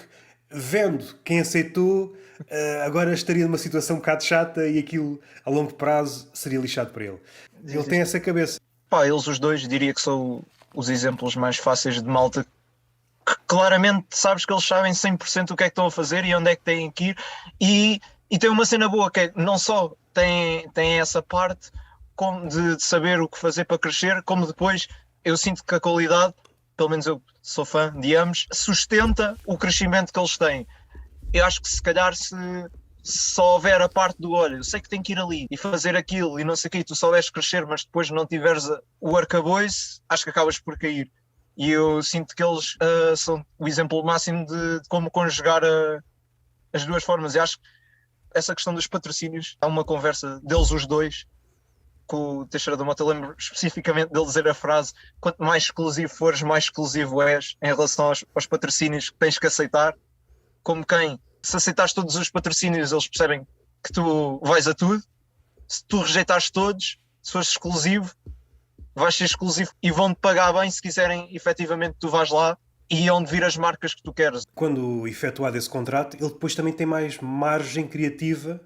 Sim. A marca quer mesmo trabalhar com ele. Penso eu, consegue contornar a proposta da marca. Se a marca lançar um briefing e ele não gostar da ideia inicial, tem margem para contornar. Agora que se és um gajo que recebes tudo, não vai ser a milésima proposta que dizes, não, afinal não quero. E depois a marca, então mas tu aceitaste as outras... As outras não aceitaste a nós. Na mesma onda. Se puséssemos o Ricardo Araújo Pereira, o Bruno Nogueira, o PTM, o Carlos Coutinho Vilhena e o Sinel fechados numa cave em Bragança durante 10 anos, longe do olhar, longe do coração, mas sim, obrigados a produzir um podcast diário sobre peixe de viveiro, que é que ostentava o título de melhores humoristas em Portugal. Estes existiam, mas era como se esses não contam, ok. Né? Quem é estavam fechados, obrigados a produzir um podcast que nada tem que ver com o humor e até seriam repreendidos. O tema é peixe de viveiro. E se fossem apanhados a dizer piadas sobre peixe de viveiro, eram repreendidos, porque eles estavam, uma espécie de estavam sequestrados, obrigados a trabalhar numa cave em Bragança. Eu acho que, dando uma opinião, há duas perspectivas. Quem é que eu achava que seria, para mim, no sentido do que eu mais gosto, seriam os melhores, ou do que, para o público, seriam os que iam crescer mais. Acho que o Geirinhas, por exemplo, seria daqueles que iria, ele já está num mainstream, mas iria dar um salto ainda maior. Um Tiago Almeida, uma Luana, acho que estava a fazer distinção, mas acho que ao mesmo tempo capazes de sustentar o crescimento. Quem sou eu, não é? E também é daquelas, se calhar hoje estou a dizer isto, e depois penso amanhã, ei, que ganda parvo, disse que era este, mas não sei quantos, é muito melhor, o que é que eu fui dizer, mas... Assim, de repente, Manel Cardoso também, até porque, sim, eu acho que Manel Cardoso, Geirinhas, Tiago Almeida, Luana, são 4 nomes que não só têm os olhos do público em cima deles, como têm a capacidade de tirar bom proveito disso. Ainda estamos a ponderar uma hipótese. Apesar de estes 5 nomes, o Rap, Bruno Nogueira, PTM, Carlos Coutinho Vilhena e o Sinel estarem obrigados a fazer este podcast sobre peixe de viveiro. Será que o público passava a esperava? curtir podcasts de peixe de viveiro e continuava a vê-los assim? E o pessoal que pensava que ia ser a oportunidade para dar o salto, mesmo assim não conseguia. Podia acontecer isso. Achas que o público conseguia esperar 10 anos? Ou ouvir um podcast de peixe de viveiro? Desapareciam mais ou menos, passavam a ser mito urbano e havia lugar para os outros crescerem. Não é que não haja lugar, mas eles podiam começar a ocupar um sítio que talvez nunca tenha sido criado. As autoridades, no que toca ao peixe de viveiro, começavam a surgir mais podcasts sobre peixe de viveiro. O pessoal borrifava-se para o humor. Há aquela ideia, não sei se é verdade, se não, que o humor atualmente é uma moda. Não sei se é... Sim, efetivamente há mais pessoas a querer fazer humor. Acho que está a ser um bocado uma moda experimentar fazer humor. Como houve várias fases, houve uma altura que toda a gente era cantora, agora acho que estamos na altura dos comediantes, há de haver a altura de outra coisa qualquer. Não sei se para o público se é moda, eu acho que é moda mais dentro de... no sentido em que aparece mais gente dentro do meio e toda a gente desperta curiosa para fazer. Daqui a uns tempos, se calhar, metade desaparece. Não gostava assim tanto de humor, mas achava giro aparecer e ser macaqueiro, ou o que for. Mas acho que não é assim tão moda em termos do público ir ver. Não diria que é o tipo de arte que está na moda.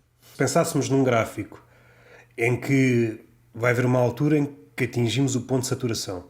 Tantos comediantes que, apesar do número de comedy clubs ou sítios onde possas atuar já ser considerável, estamos a pensar aqui, talvez daqui a 10 anos ou uma coisa assim, mas mesmo assim não consegues dar vazão aos comediantes. Aquilo que acho que acontece agora com os rappers, que há tanto rapper, que quando chega à altura dos festivais, alguns já não conseguem, para cruzar com a primeira conversa que tivemos, em que tivemos a falar das escadinhas, não sei se te recordas. Sim, sim. Não sei quantos lugares é que há em cada escada.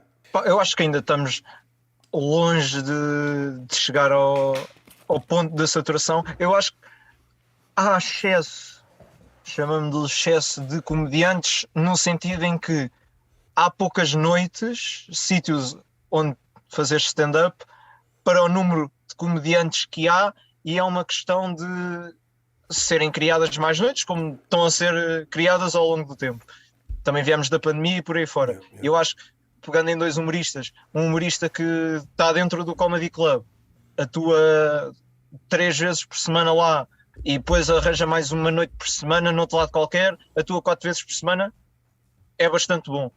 Mas depois um humorista, quando não está no Comedy Club, ou que nem é de cá, que é tipo de Chaves, ou de onde for, que consegue arranjar para aí 4 noites por mês, se for boa e se esforçar consegue arranjar mais, mas vamos usar uma média de 4 noites por mês, uma noite por semana. Não é assim tanto. Depois tu vais notar em termos de crescimento que a malta que atua X noites por mês, se tu atuares 4 vezes por semana, ou seja, 16 por mês ou 4 por mês, são 4 vezes mais. Se isto fosse uma função linear, crescia 4 vezes mais rápido. Há uma saturação nesse sentido em que, por exemplo, se eu for um comediante de Viseu, tenho falta de noites e, portanto, parece que estou ali a mais, porque mesmo que eu vá para uma noite do Porto, também já há os do Porto, e para mim é difícil entrar, e aí há excesso de comediantes para a falta de noites que existe, mas eu acho que não há excesso de comediantes no sentido em que ainda não atingimos o número máximo de público que um dia vai assistir, nem o número máximo de noites que um dia vai assistir. Eu acho que o número de comediantes, por enquanto, está a crescer mais rápido que o resto, mas vai haver ali um ponto de equilíbrio. Aquilo que está a suceder a nível de stand-up é aquilo que acontece em todas as áreas. Há uma concentração nas duas maiores cidades, o Porto e Lisboa. O resto está sempre um passo atrás. Esta comparação que eu vou dizer não é mais erudita, mas eu recordo no início do Pokémon GO, aqui na minha zona, que é uma vila, só tinha 2 Pokéstops. Ou seja, eu mesmo que gostasse de jogar aquilo, e joguei durante algum tempo, estava limitado. Não tenho o privilégio de viver numa cidade em que era Pokéstops até dizer chega. Desprivilegiado no que toca ao Pokémon GO. O Pokémon GO. Não conseguia apanhar Pokémons, não conseguia apanhar itens, não conseguia. Eu tinha 2 Pokéstops, Uma ao pé da igreja e outra ao pé do Que antes era jardim. só nos monumentos. Tinha que andar de uma ponta à outra da vila e andava assim. Era isto. E depois ia a uma cidade, e não estou a pensar nas grandes cidades, mas uma cidade aqui perto, sentava-me num sítio e tinha 4 Pokéstops à volta e era só estar sentado assim. Mas que é isto? Se for só escrever, quando estamos a pensar em escrita de comédia, estamos sempre a pensar na escrita de comédia para apresentar noutro formato, Sim. seja em palco, seja numa série, seja num filme, seja no que for. Se for a escrita só pela escrita, e aqui teria de pensar um pouco além do caso em que são humoristas famosos e que, agora apetece-me escrever um livro. Esquecendo isso, talvez o único caso que partiu da escrita e depois foi para o outro lado foi o Guilherme Duarte. Atualmente acho que já nem há essa coisa de escrever só por escrever, até porque não é um meio que à partida dê muito dinheiro. A relação de trabalho-recompensa é menor, não é? Não é esse o processo, normalmente até podem ser boas a escrever, vão a outras coisas e agora que eu tenho a projeção que tenho, agora é que eu vou começar a escrever livros. O que se deu com a Joana Marques, por exemplo. Portugal é um sítio onde se lê pouco, tu para te atirares para uma coisa dessas tens de ter a certeza que és visto. Voltando ao início, eu não sinto que haja essa...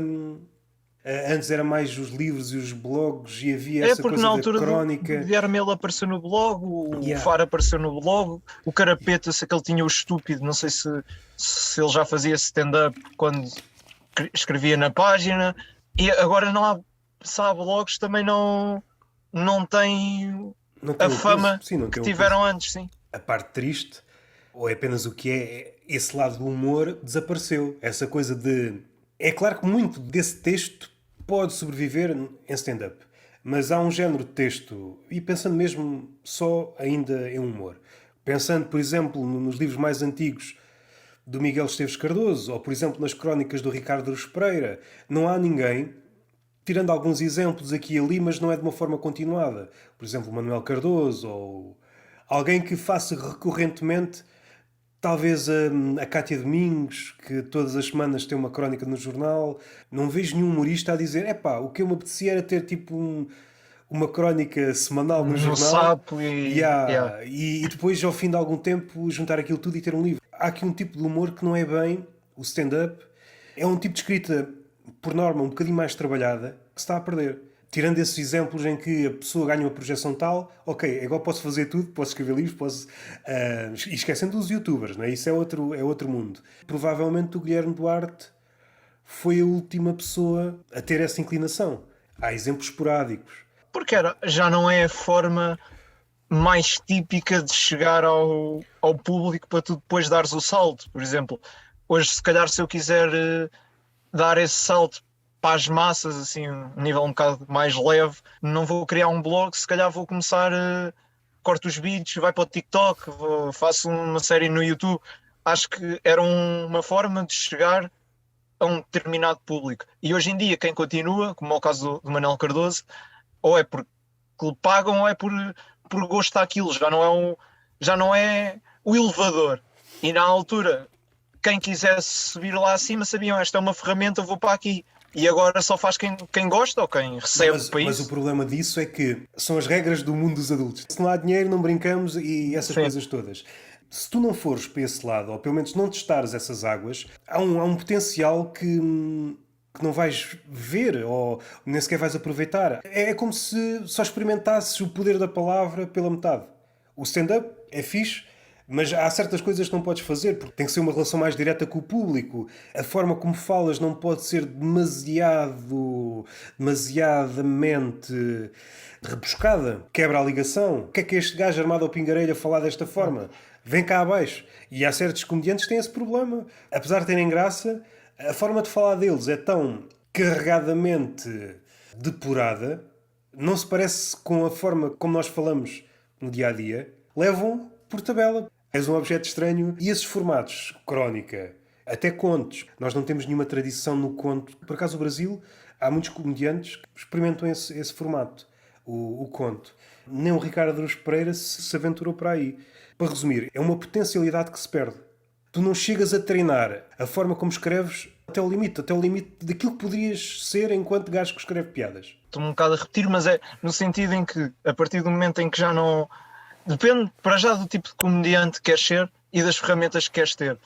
E a partir do momento em que tu já não há uma forma de chegares ao público, o escreveres crónicas, tu podes continuar a escrevê-las para treinar. Se calhar também até acredito que haja quem escreva, mas não publica porque simplesmente é algo que não chega a tanto público e se calhar estão num ponto em que não querem criar um projeto que, apesar de ser um bom treino, acaba por flopar, digamos assim. Tal como há menos gente agora nas crónicas, também há mais a gente a escrever outros tipos de... Há mais gente a falar para podcasts e acabas por ganhar outro músculo ou a fazer coisas para o YouTube. Acho que vai desenvolvendo. Eu percebo e concordo um bocado, mas ao mesmo tempo tenho sempre medo de ser aquele velho do Restelo do no meu tempo é que era. Essa é uma interpretação. É tu a ser o velho do Restelo a dizer naquele tempo é... É que escreviam todas crónicas, é que era bom. Eu parece-me que é sempre um encurtar de vistas quando tu esqueces uma parte.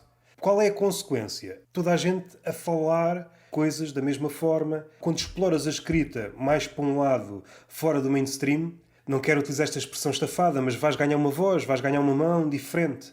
Epá, vou utilizar aqui um tom, um registro muito próximo àquilo que toda a gente utiliza nas conversas. Há pouca diferença entre os comediantes. Esse é o meu medo, é que no limite esteja toda a gente a falar da mesma forma, não testar um limite da sua mão, dizendo assim poeticamente. Tudo isto são registros com menos público, seja a crónica, seja o conto, seja até, por exemplo, poesia. Vais para um sítio, tem uma poesia, estás a escrever para meia dúzia. Para dar casos, sei lá, eu acho que é o Afonso Padilha que está, ou tem livros ou já escreveu. Tu falaste nesta coisa do procurar o público, de não ser a melhor altura, uma espécie de organização de carreira. Isto não é a melhor altura para lançar porque vai ser um flop. Eu percebo isso tudo, mas à parte disso, tem de haver qualquer coisa extra de eu tenho de fazer isto, independentemente se o público recebe ou não, porque eu não posso ter isto cá dentro. E eu sinto que muita gente ou não tem esse ímpeto, ou então consegue recalcar tão fundo que não sente necessidade de... Epá, eu tenho de fazer esta coisa de pronto era. Aqui é que pode entrar aquela figura do velho do Restelo. Havia muito mais este tipo de artistas. Epá, eu tenho de fazer esta merda de pronto der, mesmo que ninguém goste. É uma questão de tempo até gostarem. Tentares mudar a tua mentalidade e seres tu a criar o teu público. Eu tenho de fazer isto independentemente da recepção. O poeta Herbert Welder disse isto de uma forma lapidária e curta. Tem de estar disponível para, de alguma forma, defraudar o público. Agora por um caminho que vou perder todo o público, mas esperem um bocado, que eu já vos agarro mais à frente. Ok. No fundo isso é a gênese do artista. É, eu agora vou procurar um caminho novo. E esse caminho novo pode fazer com que eu quebre a ligação com o público. De repente, estou outra vez num sítio desconhecido. Tenho a certeza que mais à frente vou apanhá-los de novo. Podem não ser os mesmos. É uma ideia que não tem peso que tinha. Mesmo os artistas, mesmo dignos desse nome, está toda a gente mais orientada para os resultados. Afasta muitos registros. Se a tua ideia é apenas essa, dos resultados, muitos registros desaparecem. Desaparece a poesia, desaparece os contos, desaparece as crónicas, desaparece... O que é que está a dar? Está a dar podcasts, fazemos só podcasts. Acabou-se o resto. Acabou-se o resto. Desaparecia cinema de autor, desaparecia tudo. Eu acho que o público gosta de alface e tomate e pepino. A salada é isto. Não me entra mais nada. Aqui é mesmo velho do Restelo. Com medo de perder o... Cada meio tem as suas peculiaridades. Dessa experiência que tens, por exemplo, a escrever uma crónica, podes levar para o stand-up. Não necessariamente a mesma, mas há ali qualquer coisa que... Antigamente havia uma relação muito próxima entre a poesia e a pintura. Os poetas aproximavam-se de um quadro, levavam aquilo para a sua poesia e vice-versa. Os pintores, ao lerem um poema, há aqui qualquer coisa deste poema que eu posso levar para a minha pintura. Como tudo se tornou muito formulaico, parece que ficou tudo estanque. Parece que o stand-up não pode ir beber, por exemplo, à poesia, não pode ir beber não sei o quê, porque já não há essas pontes. Imaginando caminhões a transportar estímulos de um sítio para o outro, a meio são parados. Epá, não vais para aqui que ninguém está aqui. No plano prático, há efetivamente menos pessoas a fazer determinadas coisas. É claro que o stand-up chega a milhões e os contos, se calhar, vão chegar a 1000 pessoas. Mas ele necessita de fazer aquelas duas coisas, linguagens diferentes. Acho que o substituto agora é tu lanças vários projetos que até podem ser no mesmo formato, mas que são coisas completamente diferentes. O exemplo mais óbvio que tens é o Bruno Nogueira. Agora vai o último a sair, agora vai a Sara, agora vai a Odisseia. Ok, é tudo para a televisão, vais saltitando o género do projeto que estás ali a fazer. Foi o substituto que se encontrou. Pá, não sei, antigamente também via as cantigas de amor e de amigo que se deu na escola e agora já ninguém faz. Não sei, para mim é um salto mais natural. Mas isso se calhar sou eu também a falar de barriga cheia enquanto não consumidor de.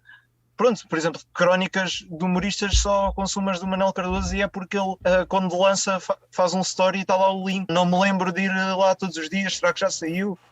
Aliás, nem sei qual é o dia em que sai. Nós temos sempre uma percepção que tende a ser errada quando avaliamos determinado artista ou determinado humorista. Podemos pensar que ele é melhor do que é ou pior do que é.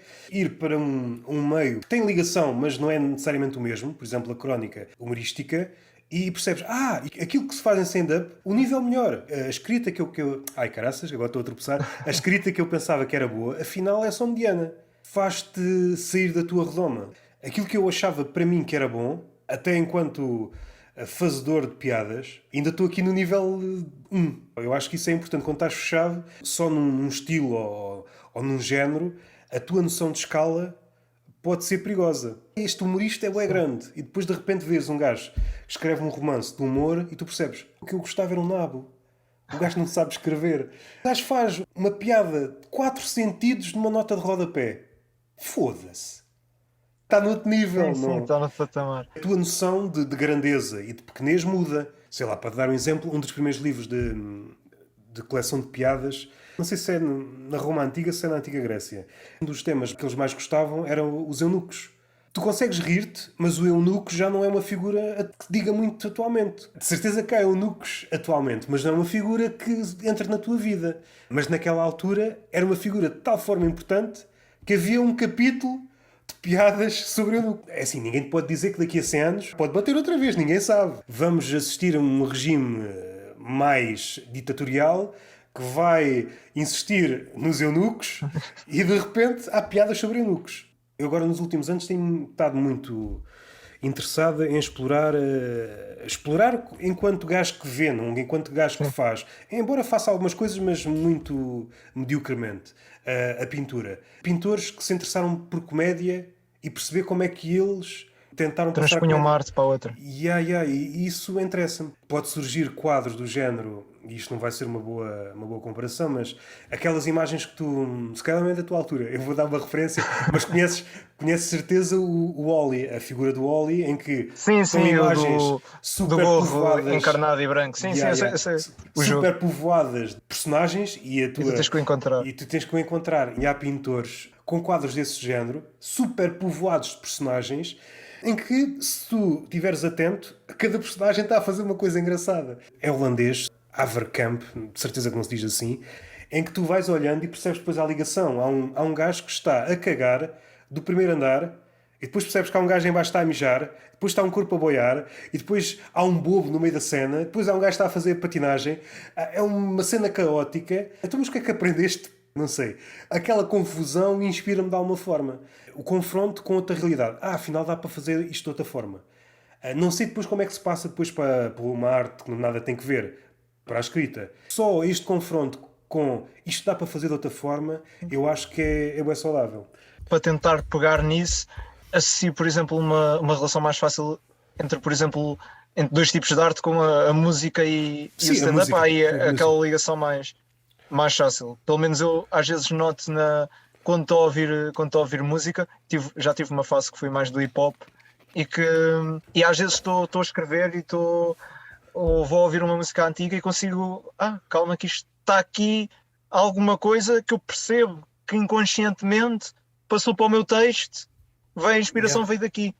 Pá, da música é onde eu consigo, também é música e cinema, deve ser as coisas que eu consumo mais. Não sou um ávido consumidor de pintura, portanto não me consigo atirar para esse caminho. Não que eu fosse um completo leigo em pintura. Sabia um bocadinho mais do que a média. Se tivesse a jogar Trivial Pursuit, se calhar acertava 60% Do queijinho do queijinho relativo à pintura.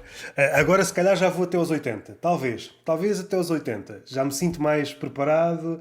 Agora estava a pensar nisto, no que ia dizer, e é completamente absurdo, porque também já satirizei o que eu vou dizer. A questão de, vi um documentário sobre um pintor e isso dá-me logo autoridade para falar sobre o pintor. Não é nada disso. É absurdo. Estava a pensar num pintor que já conhecia, mas Entrei mais na obra dele agora nos últimos tempos, que é o Francis Bacon. Provavelmente um dos artistas mais importantes do último século, pintor. Não tem assim formação académica, à exceção de algumas aulas de arquitetura que ele teve. Ele é muito um pintor do grotesco, não tem nada de humor, ou pelo menos à superfície não tem nada de humor. E muitas das primeiras imagens é como se alguém estivesse a gritar, mas estivessem sufocados de alguma maneira. São imagens muito sufocantes. O que eu mais gostei nele, e isto acontece na comédia, os lugares, os degraus estão ocupados. E aparece sempre um outsider. E ele foi o outsider nesse aspecto. Parece que está tudo ocupado, mas eu sou de tal maneira grande que eu vou conseguir dar aqui uma volta. Sou tão grande que ninguém me vai conseguir ignorar. Está no livro do Steve Martin. Nem é do meu tempo até. Ele aparece em filmes. É um ator assim de comédia de cabelo branco. Diria que em Portugal estou a par de quase tudo. Antigo, recente. Depois para o estrangeiro já me vou começando a perder. Estou agora a tentar descobrir. E estrangeiro, antigo então, sou leigo. É claro que não sou um entendido máximo na história do stand-up nos Estados Unidos. Não sei precisar a década. Será que foi 70? Ali no auge dele, ele provavelmente foi o maior stand-up comedian de todos. Era um humor mais goofy. Fazia com balões. Ele engana. Se estiveres a olhar o que ele está a fazer, pensa, o gajo um pateta, não. Mas é provavelmente dos gajos que sabe mais stand-up. Eu já li esse livro há muito tempo. É uma espécie de depoimento dos anos em que ele fazia stand-up, salvo erro. É um livro muito bom. Eu não sei se está traduzido em português. Se bem que ele engana, porque ele depois dá ali pedacinhos de nonsense, percebes? Ele afinal, se quisesse, podia ter ido por outro lado. Aquilo que acontece, não sei se já notaste, e esta é uma referência, também não é assim tão nova, estou a perceber que estou a ficar velho. O Seinfeld, conheces o Seinfeld? Estou completamente certo.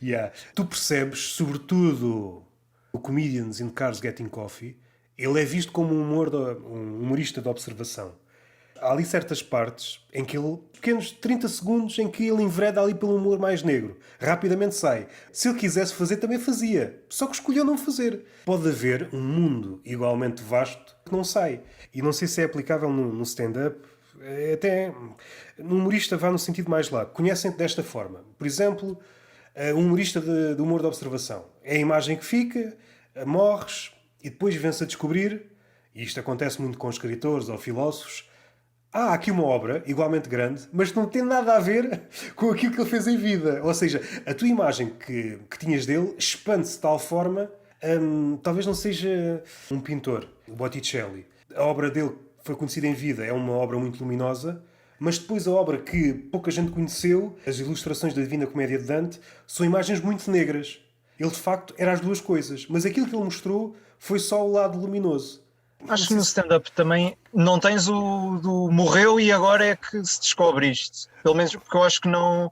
Não dá. Não. Os registros que tu tens também não vão assim tão atrás. Mas eu acho que tens muitos comediantes daqueles de massas que tu percebes que fazem um tipo de humor que sabem fazer mais, mas foram para aquele porque ou é o que gostam de fazer ou é o que percebem que é aquele o seu público. Por exemplo, o Miguel Sete Estacas, o género do stand-up dele não é o género que eu gosto de consumir, mas já convivi com ele e tive clara noção que ele faz aquilo, não é porque não sabe fazer o resto, porque ele se calhar até conseguia fazer outro género melhor ainda, mas é o que ele escolheu fazer porque ou é porque ele gosta ou é porque achou que era aquele do público que ele queria alcançar. Não estamos bem a par, mas se formos explorar a fundo alguns desses nomes assim maiores, conseguimos perceber que há aí é mais estratégia ter ido para ali do que incapacidade de... Não nos podemos esquecer de um aspecto prático que é o tempo. Já não tens tempo para outra coisa, para uma vida vá dita dupla. Daí a vantagem destes projetos, digo, paralelos ou géneros, com menor exposição. Tu estás a mostrar aquilo que queres mostrar ou aquilo que achas que resulta para um público grande, mas depois tens aqui outros sítios, por exemplo o conto ou a crónica, em que podes explorar outra coisa. Intriga-me sempre artistas muito grandes mesmo. Tem uma obra que tu podes mesmo chamar genial sem medo. E depois vem-se a descobrir, ele é duplamente ou triplamente genial porque ele escolheu não mostrar isto, e tem aqui outra forma de ver. Põe em causa a grandeza dele, que ainda é maior, amplia o mundo de tal forma que destilhaça as convenções daquilo que é suposto uma pessoa fazer. A pessoa é um exemplo, se bem que Fernando Pessoa, depois tínhamos de tocar aqui noutras cenas, que a cena de deixar coisas inconcluídas É claro que Fernando Pessoa é um caso à parte no sentido em que mesmo as coisas inacabadas dele são melhores que as coisas acabadas dos outros. Vou deixar uma cena boa, mas isto nem está arranjado, nem pus o livro por ordem, nem as obras por ordem. Os que vierem, que arranjem essa merda. É pá, deixar ao critério dos outros alguém que é alheio ao teu trabalho. Tende a correr mal. Agora só me lembro de exemplos na música, mas tu tiveste, pá, nos últimos 5 anos. Houve uma conversa antes desta. O som do Afonso não ficou assim muito bom. Como é que eu vou trabalhar com os restos mortais daquela conversa? Ok. E por isso fizemos uma segunda. Eu acho que vou torná-la recorrente neste podcast. É absurda, mas tem que ver com ele. Eu tenho estado a olhar para as estatísticas do podcast em questão, claro, não estou agora a olhar para as estatísticas de, sei lá, do peixe apanhado no Mar Báltico. E tenho percebido que há muito mais homens do que mulheres. O que é que sugeres para que este podcast seja ouvido por mais mulheres? Esta vai ser a pergunta que eu vou fazer a partir de agora a todos os convidados. Pá, eu acho que vem de grande parte das pessoas que eu conheço que... Não no sentido do engate, não é? Torná-los ouvintes. O que é que está a falhar neste podcast? Que isto passa despercebido? Que temas é que sugeres que este podcast aborde? Ou então as formas de abordar? A minha opinião também, até que ponto é que é assim tão válida, não sendo eu mulher. Mas o que eu sinto é que a maioria da malta que ouve podcasts assim, de entrevistas a humoristas é humorista também. E havendo poucas mulheres a fazer, vai haver menos mulheres a ouvir. Acho que passa para haver mais humoristas mulheres e também trazeres mais convidadas mulheres. Mas trouxeste agora a Joana Caldeira, has com certeza ter aí bons nomes, se quiseres também sei recomendar umas quantas, mas eu acho que passa um bocado pela falta de mulheres no meio. Tu tens imensas noites, pá, e 80% das noites são só homens a atuar. Não me lembro assim de uma noite que sejam só mulheres a atuar. A não ser que sejam daquelas noites temáticas. Parece que foi feito de propósito para juntar aquelas mulheres todas. Eu estou a dizer num sentido mais orgânico, em que chegas a um ponto em que vais a uma noite de stand-up e é normal haver uma noite em que estão 6 comediantes, são as 6 mulheres e não foram juntadas porque foram mulheres com esse propósito. Foste atuar e realmente é o que aconteceu. Acho que há falta. Acho que precisamos de mais mulheres no meio, diria eu. E diria que é daí que vem, ou seja, havendo poucas mulheres a praticar, vai haver poucas mulheres a ter vontade de ouvir sobre esse tema, diria eu. Se calhar a grande fatia dos ouvintes deste podcast são humoristas ou aspirantes a humorista. Há aquela figura que é um interessado por comédia e quer ouvir. O não praticante. Essa figura normalmente imagino-a como masculina. Quer-me parecer que não há muitas mulheres que gostem tanto de comédia a ponto de... e não praticantes. Também nos pode vir por essa falta de sentirem que há pouca gente, há poucas mulheres a fazer, podem sentir falta de representação. Não sei, eu não sendo mulher, acredito que a minha opinião até esteja 90% errado. Acho que pode vir muito por aí, por falta de mulheres a fazer.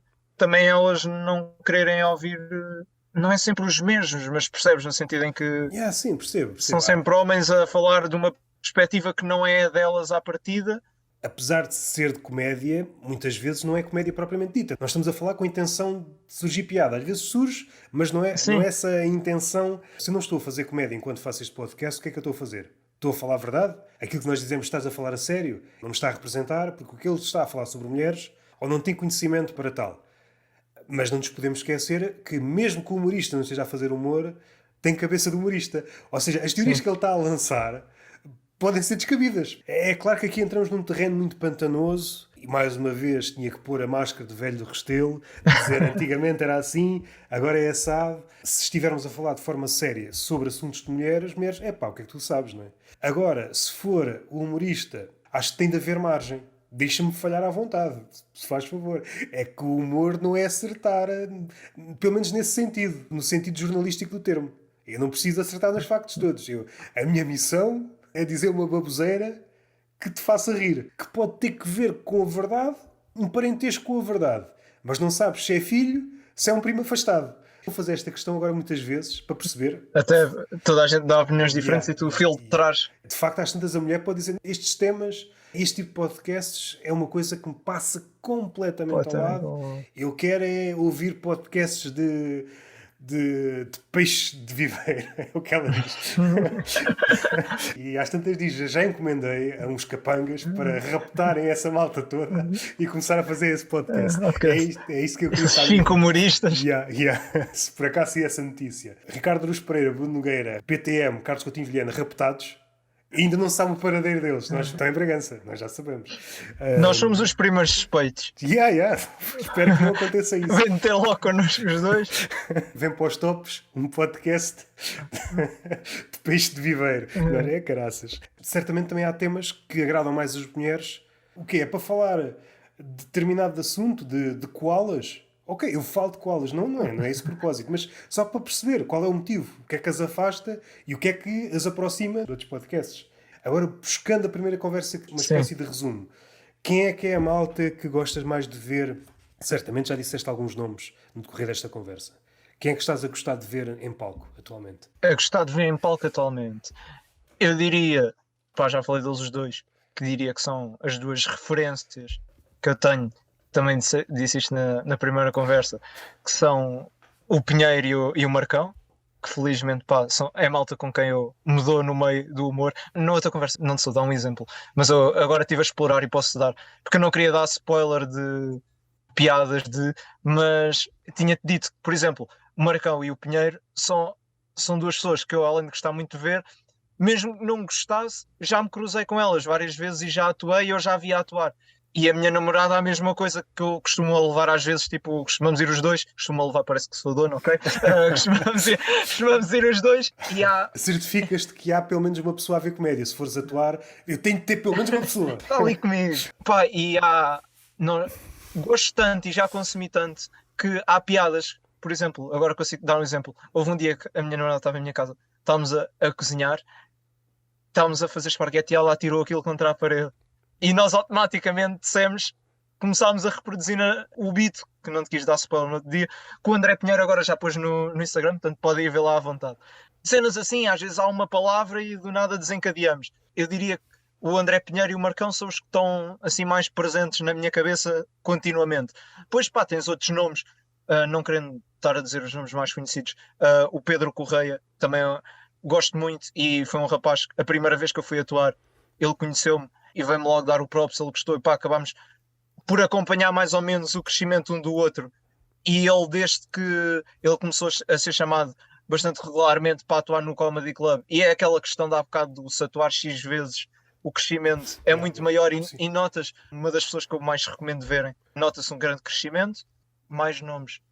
E o Zé Maria Simão, também já tinha falado na outra conversa, que é um rapaz que está ali sinto que ele está num ponto em que quer dar um salto dentro do stand-up. Fez um espetáculo com convidados, foi o Sousa, a Luana do Bem, o Carlos Pereira, e notas que ele conseguiu. O espetáculo era com 5 pessoas e aquilo não vai abaixo, quando sai a Luana e entra o Zé Maria, aquilo não vai abaixo, que é o que tu à partida esperas, que é um nome que tu não conheces.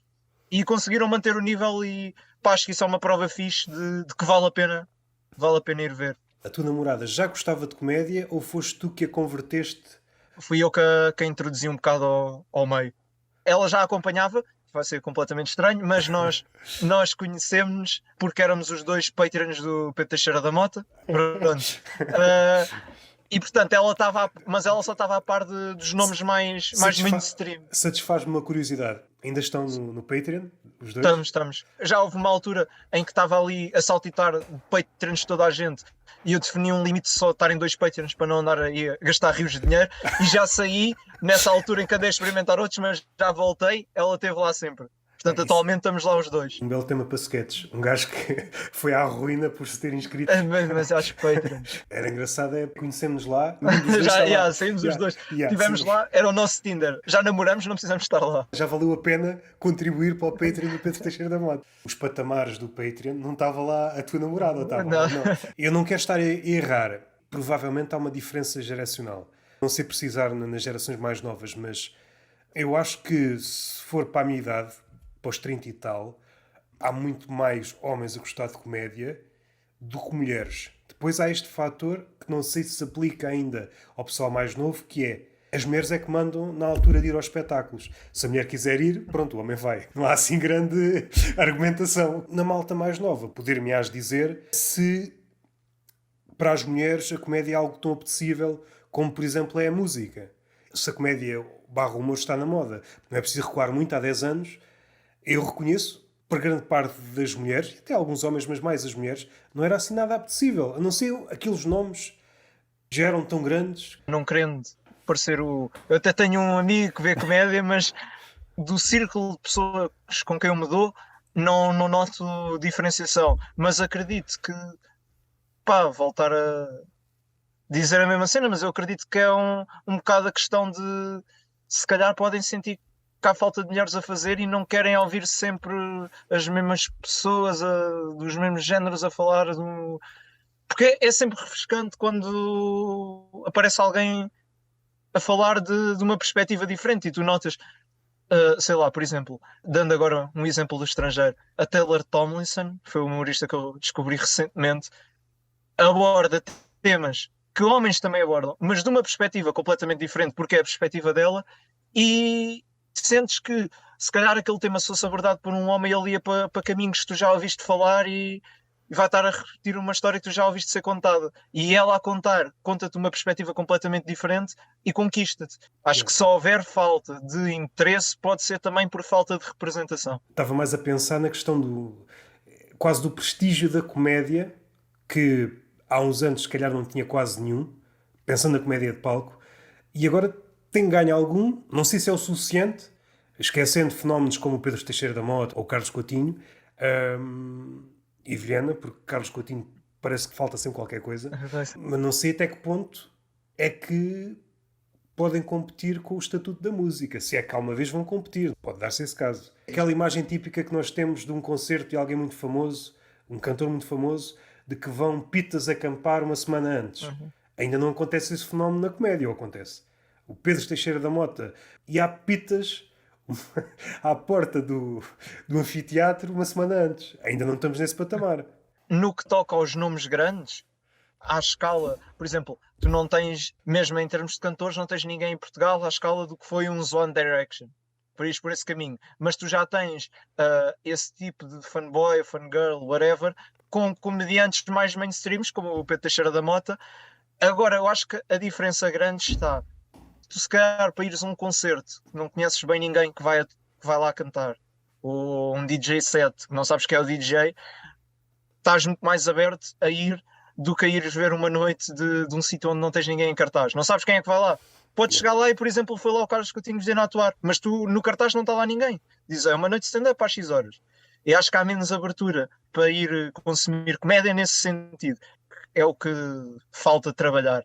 E que se está a trabalhar. Também é ver mais noites e ir treinando o público por aí fora. Acho que a diferença grande não está nos nomes mais mainstreams, porque o Pedro Teixeira da Mota não tem dificuldade em vender bilhetes para encher seja o que for, e tens esse tipo de fãs descontrolados na mesma, como tens na música. Eu acho é que nas noites onde tu não sabes quem vai, ou onde as pessoas que vão lá não são conhecidas, há menos abertura no que toca ao stand-up. Uma comparação assim um bocado injusta, porque quer queiramos, quer não, a música é sempre outra coisa, não é? A música pode ir a certos sítios que a comédia muito dificilmente vai.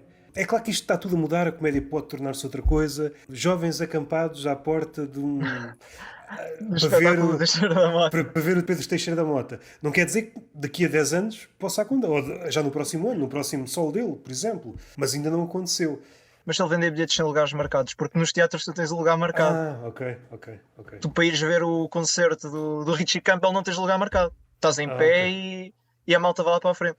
Pois, foi assim. Se ele fizesse agora Coliseu, mas vende tipo por zona, por secção, e depois o gajo que quer ir para a frontline não é o que comprou o bilhete para a frontline, é o que comprou para aquela secção que inclui a frontline e tem que chegar primeiro. Um estádio. O Pedro Teixeira da Mota vai ao estádio 30 mil pessoas. Como vocês quiserem. Estou a ver pessoas acampadas uma semana antes. Ou ouvir episódios passados do podcast dele para recordar uma espécie de celebração de coisas que ele foi dizendo. Ele tem o clássico do churro, Até Sim, havia olha, uma isso, pronto, t-shirt é com isso. churros. É E depois isso, estão lá é todos isso. à porta com, E é com um isso. churro na mão. Era isso. É isso mesmo, é isso mesmo. Várias carripanas a vender churros e filas em todas. Ele vai ouvir isto. Próximo espetáculo tem lá farturas, churros. Já não sei qual foi a primeira vez que o vi, mas a respeito do podcast, sei que apanhei quase no início e recordo-me de ouvir alguns episódios e não ter gostado. Mas depois ouvi mais tarde e percebi, ok, ele entretanto melhorou, está muito mais fluido e percebo o porquê de ter o sucesso que tem. Está a falar com o público na linguagem do público e, além disso, é trabalhador. Que ele criou a linguagem Sim, dele. isso. Ele percebe exatamente como o público fala e como percebe, acontece aquele fenómeno que sucede muito na metacomédia. Agora que as convenções estão na cabeça de todos, eu vou começar aqui a subverter. O que ele faz de forma corriqueira com as coisas... Tem um projeto chamado, sei lá, como é que era o nome do sol dele? Era Caramelo... Tens o caramelo macchiato. Aquilo era tão conhecido, a partir do momento que ele lançou aquilo entrou na cabeça, que ele dava só luz de cada vez que se referia àquilo, dizia um nome diferente. Sim, sim. Ou seja, ele já sabe que tem essa margem. Dificilmente, à exceção dele e talvez o Carlos Coutinho, Vilhena, é mais coisa do Pedro Teixeira da Mota, esquecendo deles os dois, não vejo os outros humoristas a fazer isso porque, epá, até agora vou correr o risco de dizer mal o nome do espetáculo que eu vou fazer, então e se há um espetáculo com um nome parecido e as pessoas vão... Ele está mesmo confiante na relação que tem com o público. Só podes fazer isso quando há uma relação mesmo muito próxima com o teu público. Sim, Tu tens já... poucos podcasts que criaram. Eu diria podcasts porque é o que tu consomes todas as semanas e ouves uma pessoa a falar horas. Diria talvez, se calhar, o Ar Livre do Salvador. É um rapaz que se pode dar a esse luxo. Às tantas estamos a fazer... Há bocado já demos conselhos ao Joe Rogan, agora é o Pedro Teixeira, da Mota, agora o Salvador Martinha. A ver se eles vão com a carreira para a frente, que aquilo... A ver se eles saem de uma vez por todas do anonimato. Eu não sei como é que o Joe Rogan consegue sobreviver com aqueles 100 e tal milhões que ele ganhou do Spotify. Mas enfim. A respeito do Salvador, embora haja ligações entre as duas linguagens, entre a do Salvador e do Pedro Teixeira da Mota, como ele é já mais velho, não sei se tem que ver com vergonha, não sei se a linguagem já é diferente, não sei se as abordagens já são diferentes. Embora ele possa de vez em quando fazer isso, essas brincadeiras, já não faz tanto. Percebe que o público também já é outro, o público dele já espera outra coisa. Não quer dizer que seja melhor ou pior. Eu acho que nisso o Pedro Teixeira da Mota está num sítio à parte. A ligação está tão boa com o público que ele pode dar voltas e voltas a uma coisa. Isso é impensável. Se pensares fora do humor, um vendedor, em vez de dizer tenho aqui uns ténis, tenho aqui uma alcachofra e apresenta-te um par de sapatos. Mas que é isto? Não bates bem na cabeça. Já dissemos muita coisa. O que é que achas que falta dizer? Assim, em jeito da chega final. Opa, não sei. Assim, de repente... Queres recomendar não uma pessoa, que já recomendaste pessoas, já chega de pessoas, já há nomes que... há bocado disseste e ficou uma coisa em aberto, já agora podes dizer. Disseste que podias dizer nomes de comediantes femininas. Eu a seguir a recomendar aos comediantes, eu assim... Estou a dizer que não há mulheres a fazer stand-up e agora estou a recomendar comediantes e não digo uma única mulher.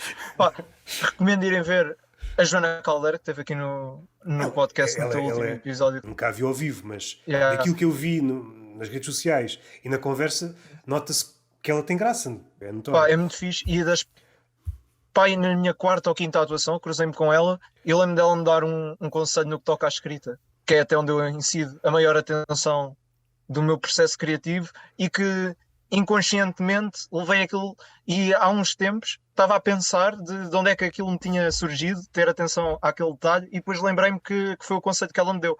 Pá, pronto, olha, deixar aqui o props. Podes dizer qual foi o conselho? Sim, opa, é aquela questão de que toda a gente sabe, mas que para mim já me tinha passado será que estas palavras que estão aqui são todas importantes?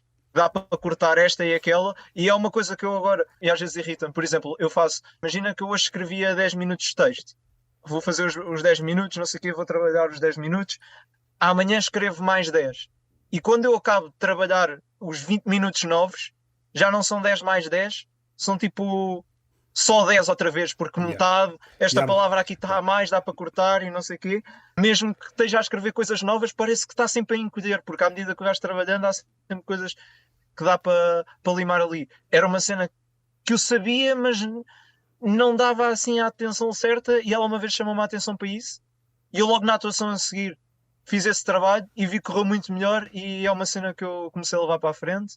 Mais mulheres. A Madalena Malveiro também é fixe. Eu diria-te mais para uma pessoa para teres cá na conversa. Já não é uma mulher, mas pá, é uma pessoa das pessoas com quem eu me cruzei que tem mais cultura do humor. O João Alves. Ele faz stand-up e também organiza noites. Pá, eu diria que das pessoas, das melhores conversas sobre humor que eu já tive, sem dúvida, grande parte delas foram com ele. Por acaso, Diria que era uma boa pessoa para teres aqui a falar contigo. recomendaram-me esta semana, eu fiz no Instagram, perguntei. Eu vi nos stories. E já na outra vez me tinham dito, já foi referido 2 ou 3 vezes. Um dos nomes que me foi dito, Rafael Jesus. Rafael Jesus. O Rafael Jesus teve aquele espetáculo que eu falei com o Zé Maria Simão. O espetáculo era deles os dois. Foi a primeira vez que o vi. Eu tinha ido atuar com ele no dia anterior ao espetáculo. Não vi a parte dele para só ver no espetáculo. Também se surpreendeu pela positiva.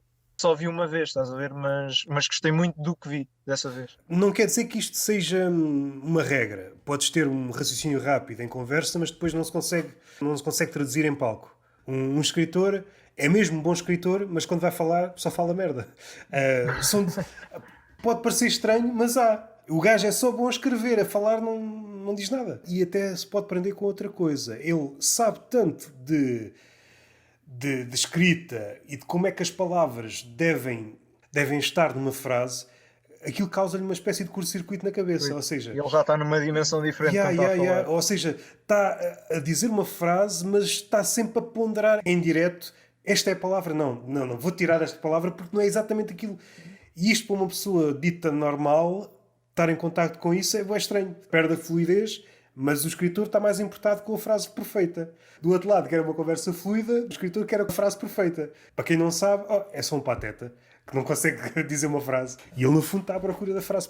Já recomendaste homens, mulheres. Acho que está desnivelado. Acho que recomendaste mais homens do que mulheres. Mas vais ser cancelado, mas enfim. A nível de coisas que tenhas visto, para não carregar isto muito, basta dizeres uma. Seja série, seja solo stand-up, uma coisa que tenhas gostado. Pá, não vi tudo. Se calhar o sol é uma merda, mas eu vi 20 minutos e fiquei conquistado. Portanto, até te recomendo só os primeiros 20 minutos, depois o resto não me quero comprometer. Que, pá, falámos na nossa primeira conversa e eu depois fui a ouvir o Whiskey Fist, que o Marcão também tinha recomendado, da Rosebud, qualquer coisa que agora está-me a falhar o apelido. Eu não sei se toquei nisso com a Joana, mas não ficou na gravação. Eu sei que já tive esta conversa, não sei se foi em gravação ou fora, mas como não... Rosebud Baker. E eu recordo que o Marcão ter dito, não a conheço, mas de facto já a conhecia. Eu até tinha feito um podcast há uns anos a falar dela. Ela aparece num documentário na Amazon Prime, Just for Laughs, será? Vários comediantes, e ela era uma delas. E naquela altura já se notava que ela tinha valor. Por acaso acho que são alguns episódios, se a memória não me falha, e é fixe. Não sei se há ali outro que despontou. É fixe perceber que mesmo àquele nível, que há ali alguns bons, perceber que é um longo caminho até... Tendo um documentário na Amazon Prime, isso não quer dizer nada. És quase anónimo na mesma. Perceber que, como há tanta coisa, hoje quase nada tem peso. No nosso caso, mais caseirinho. Antes bastava, por exemplo, ir ao Levanta-te e Ri, uma noite boa, pronto, já não precisavas de mais nada. Hoje em dia, ninguém sabe muito bem. Há tanta coisa. Vá, faz uma cena na internet. Vai à televisão, vai não sei o quê. E parece que está sempre tudo na mesma. Lembras-te assim de alguém com esse poder atualmente? Eu diria... Não com esse, mas o de pegar em alguém que já foi grande e agora desapareceu e relançar, talvez o Daniel Oliveira. Pá, ele fez isso. Carlos Areias. Eu lembro-me que ele estava meio desaparecido e foi lá num tom muito em baixo e desde que foi lá, voltou. O Marco Horácio também.